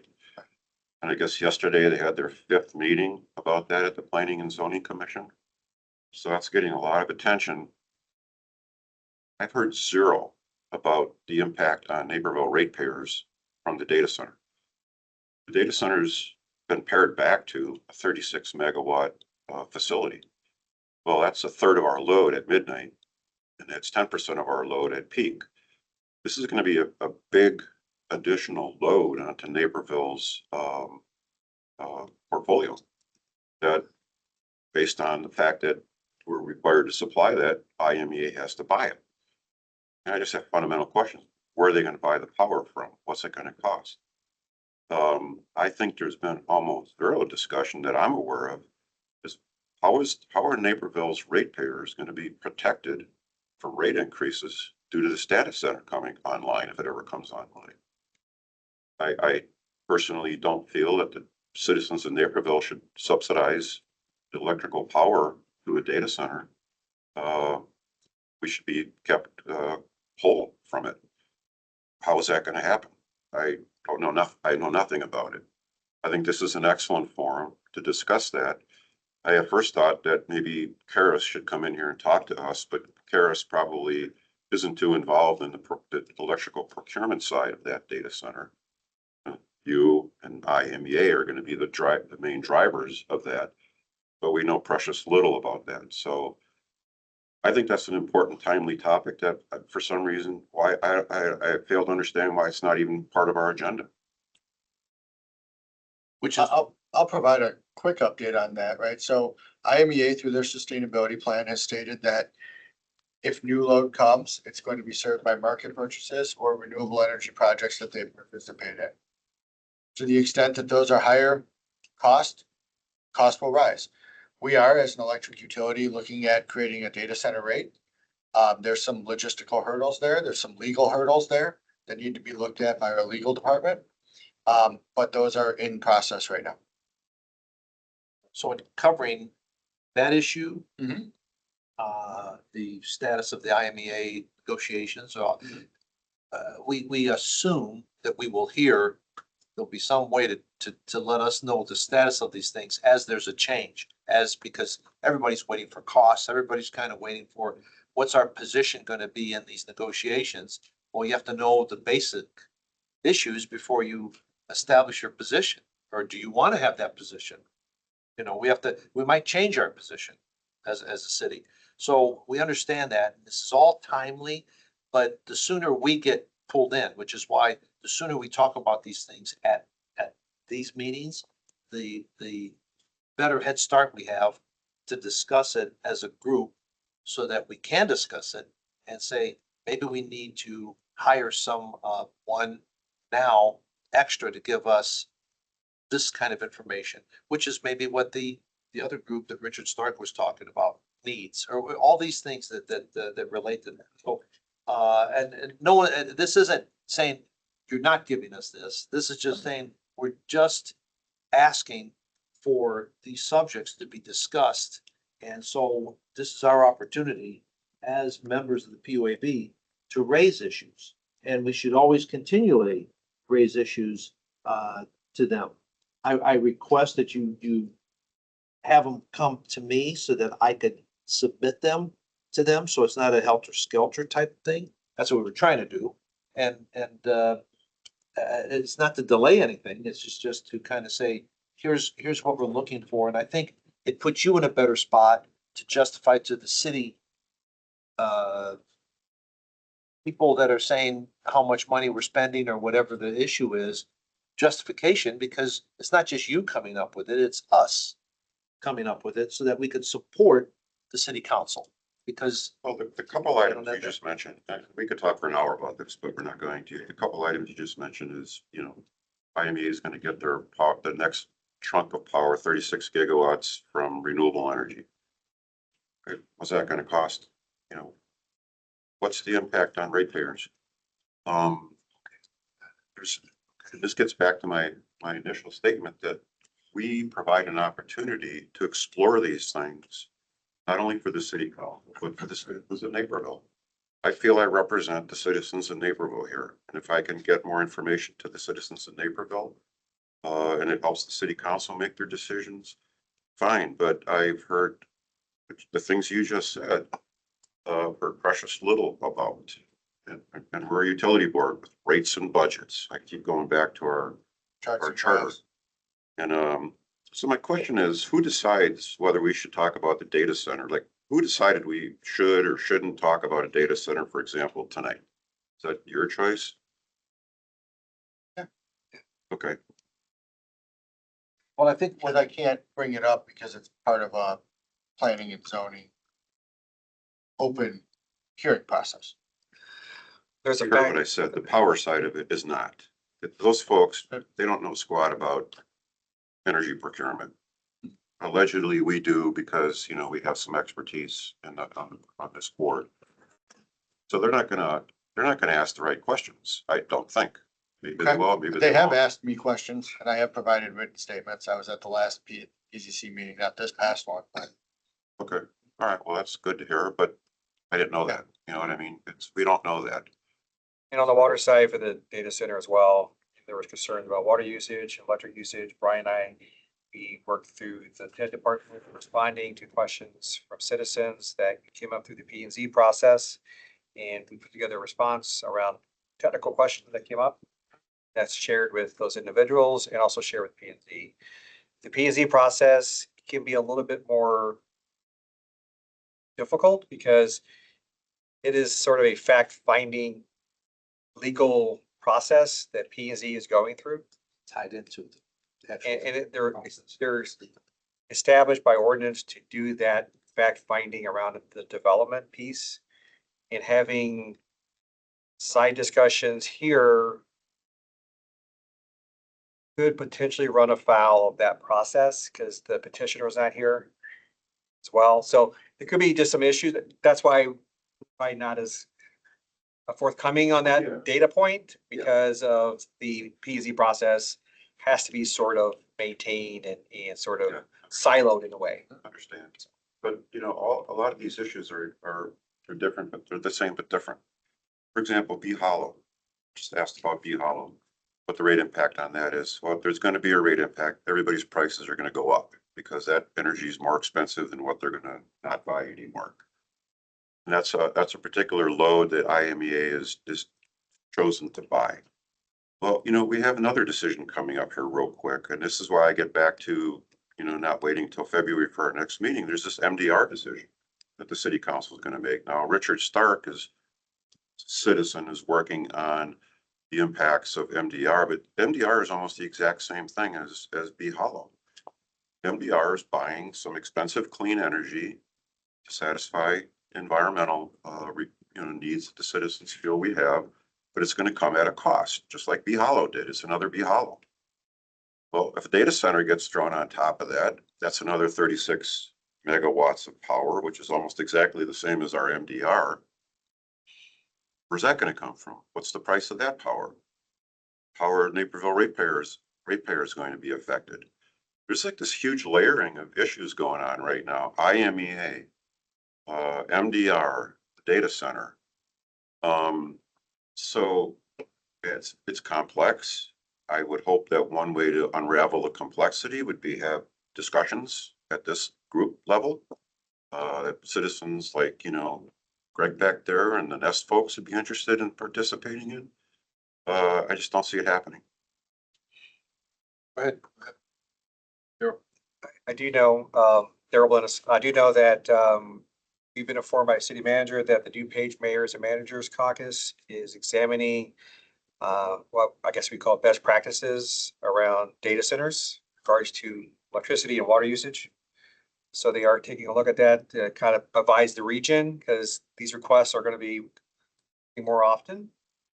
May not deal with the exact one we have in front of us today, but I think there is a regional effort to be better organized and planned around future requests so that we have sort of a playbook to use. And I think that could be a role that this group could take a look at, those best practices and what makes the best sense for Naperville, for water and electric, in regards to that type of use. So, I'm just letting you know that I think the discussion shouldn't be project specific, perhaps more around sort of best practices and questions to be asking as far as like the impact to ratepayers, et cetera. So that's just kind of what I'll put out there. Obviously, the data center that's being proposed is a low water user, actually using less water than the previous tenant on that site. But in the future, that may not be the case, because some data centers are huge water users, depending on the type of system they use. So we need an answer for that, not just for electric, but also for water long term. So Like a fundamental question I have on the data center is that the city's position to protect the ratepayers from price increases due to a data center being located in Naperville? Is that? Yes, that is the goal of every single rate study done by the electric utility and the water utility, is not to shift costs between rate classes. So that every single rate class bears all of their costs. Now, I will say over the tenure of a rate study, there will be cost shift that happens. You can't get them perfect, but that is the goal and has been the goal of every rate study that we perform. and if it does get out of balance, future rate studies will identify this particular rate class as subsidizing other rate class, and we suggest these modifications regarding rates, fixed charges, et cetera. So when the city council votes on the data center, whether to accept it or not, the premise is that the city will develop some sort of rate class or whatever that will protect the remaining 149,000 people that don't live around the data center from their concern, which is their rates going up. There's a promise that that's going to be done. Yes. But it's not, the mechanism by which you do that will not be established before the city council votes. So just take your. I don't know when the city council will vote. I don't know when it will get out of PZC. Never get out of PZC. Right. But we are working with a rate consultant, our rate consultant, UFS, to get a scope of work together to start designing a mid-cycle rate class for data centers. I will say that there are some legal concerns around that from our legal department. But that's the goal. We do have other rate classes, that they're in, that a data center would be in. They would be in the transmission data rate set. They would be in the transmission rate class. And there are a comparatively small number of users in that rate class. So the collateral benefit of all of this, the general issue that we're asking as a board, is that when we discuss these things, things get on the record officially, and you are the source of that information. Because what tends to happen is that other organizations become sources, and their information conflicts with your source, with your established and developed information. And that's what we dealt with in the past. And that confuses people, confuses the public, and causes unnecessary risk to Naperville's plan, which again is to protect the ratepayers from getting the best deal, because people are being misled as to what the true information is. You just said, and I've heard this from people telling me, the amount of water that is going to be used is going to cause our water bills to go sky high. I said, how do you know that? Because that's what I've heard. So our job is by making this information official. And once it becomes official through our meetings, through the process, then it could be used that way officially. And to counter misleading people, because that's what happens here.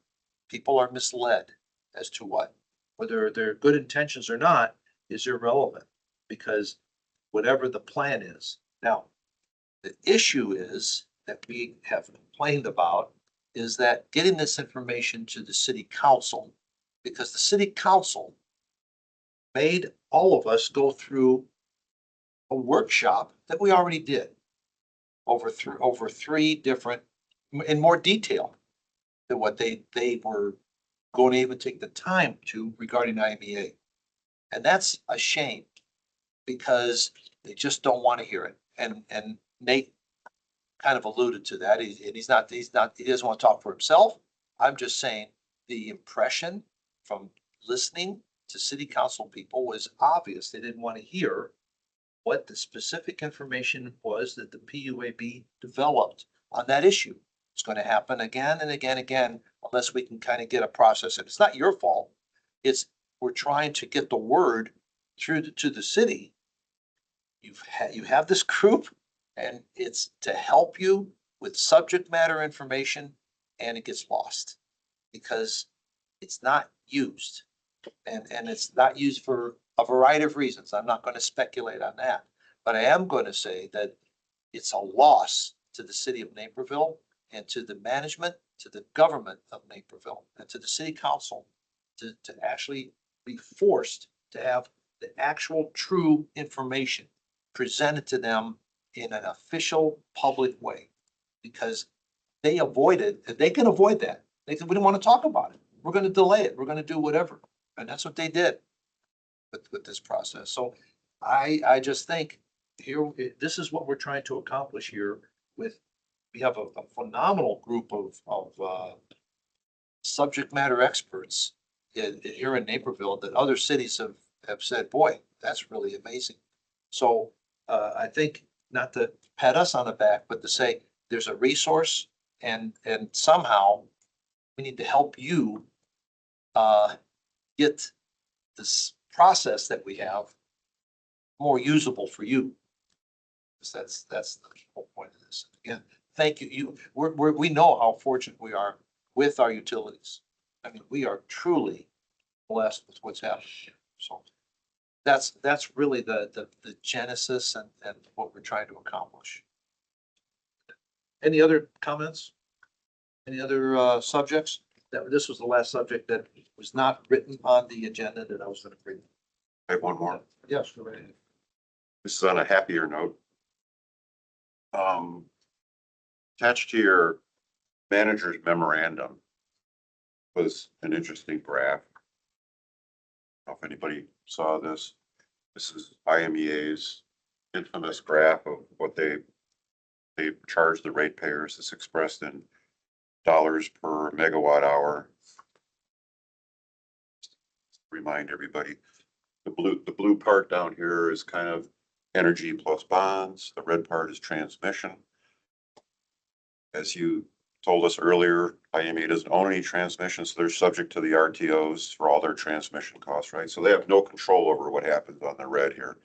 That's just PJM and MISO forcing costs on IMEA and Naperville. So the pertinent information from IMEA is the blue bars down below. And the first thing I noticed when I looked at this manager's memorandum is that, and I did some math here, that the price that Naperville is paying in the blue bars, which includes bonds, by the way, has actually gone down since 2014. So the number in 2014 was $72.73 a megawatt. 2025, it's $68.60. There's literally been a $4 decrease in the price that Napervillians pay for power from IMEA over the last 12 years. Nominal. Correct. Correct, yes. It's remarkable. Now I looked up, how did the CPI change? CPIU, which is for CPI, all urban consumers.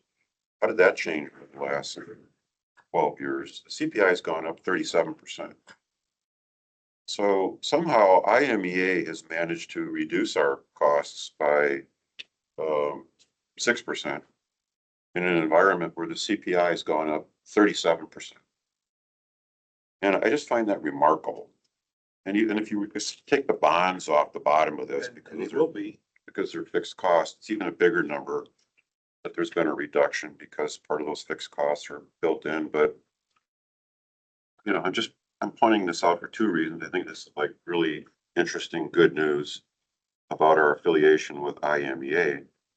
I'd like to ask Brian, you know, you're on that board, how are they doing this? How are they actually reducing our power costs in an inflationary environment like we've seen in the last 12 years? What's the secret sauce there? I think there's a lot of secret sauce, right? I think it's management of their baseload plants, right? They have done a lot of beneficial reuse at Prairie State. They've started selling gypsum. They've started selling things, which if you look at the Prairie State costs, have basically kept Prairie State flat, even with, you know, labor costs going up, material costs going up, things like that, right? They own the coal at Prairie State, right? So you don't have this fluctuation in price of raw materials or fuel.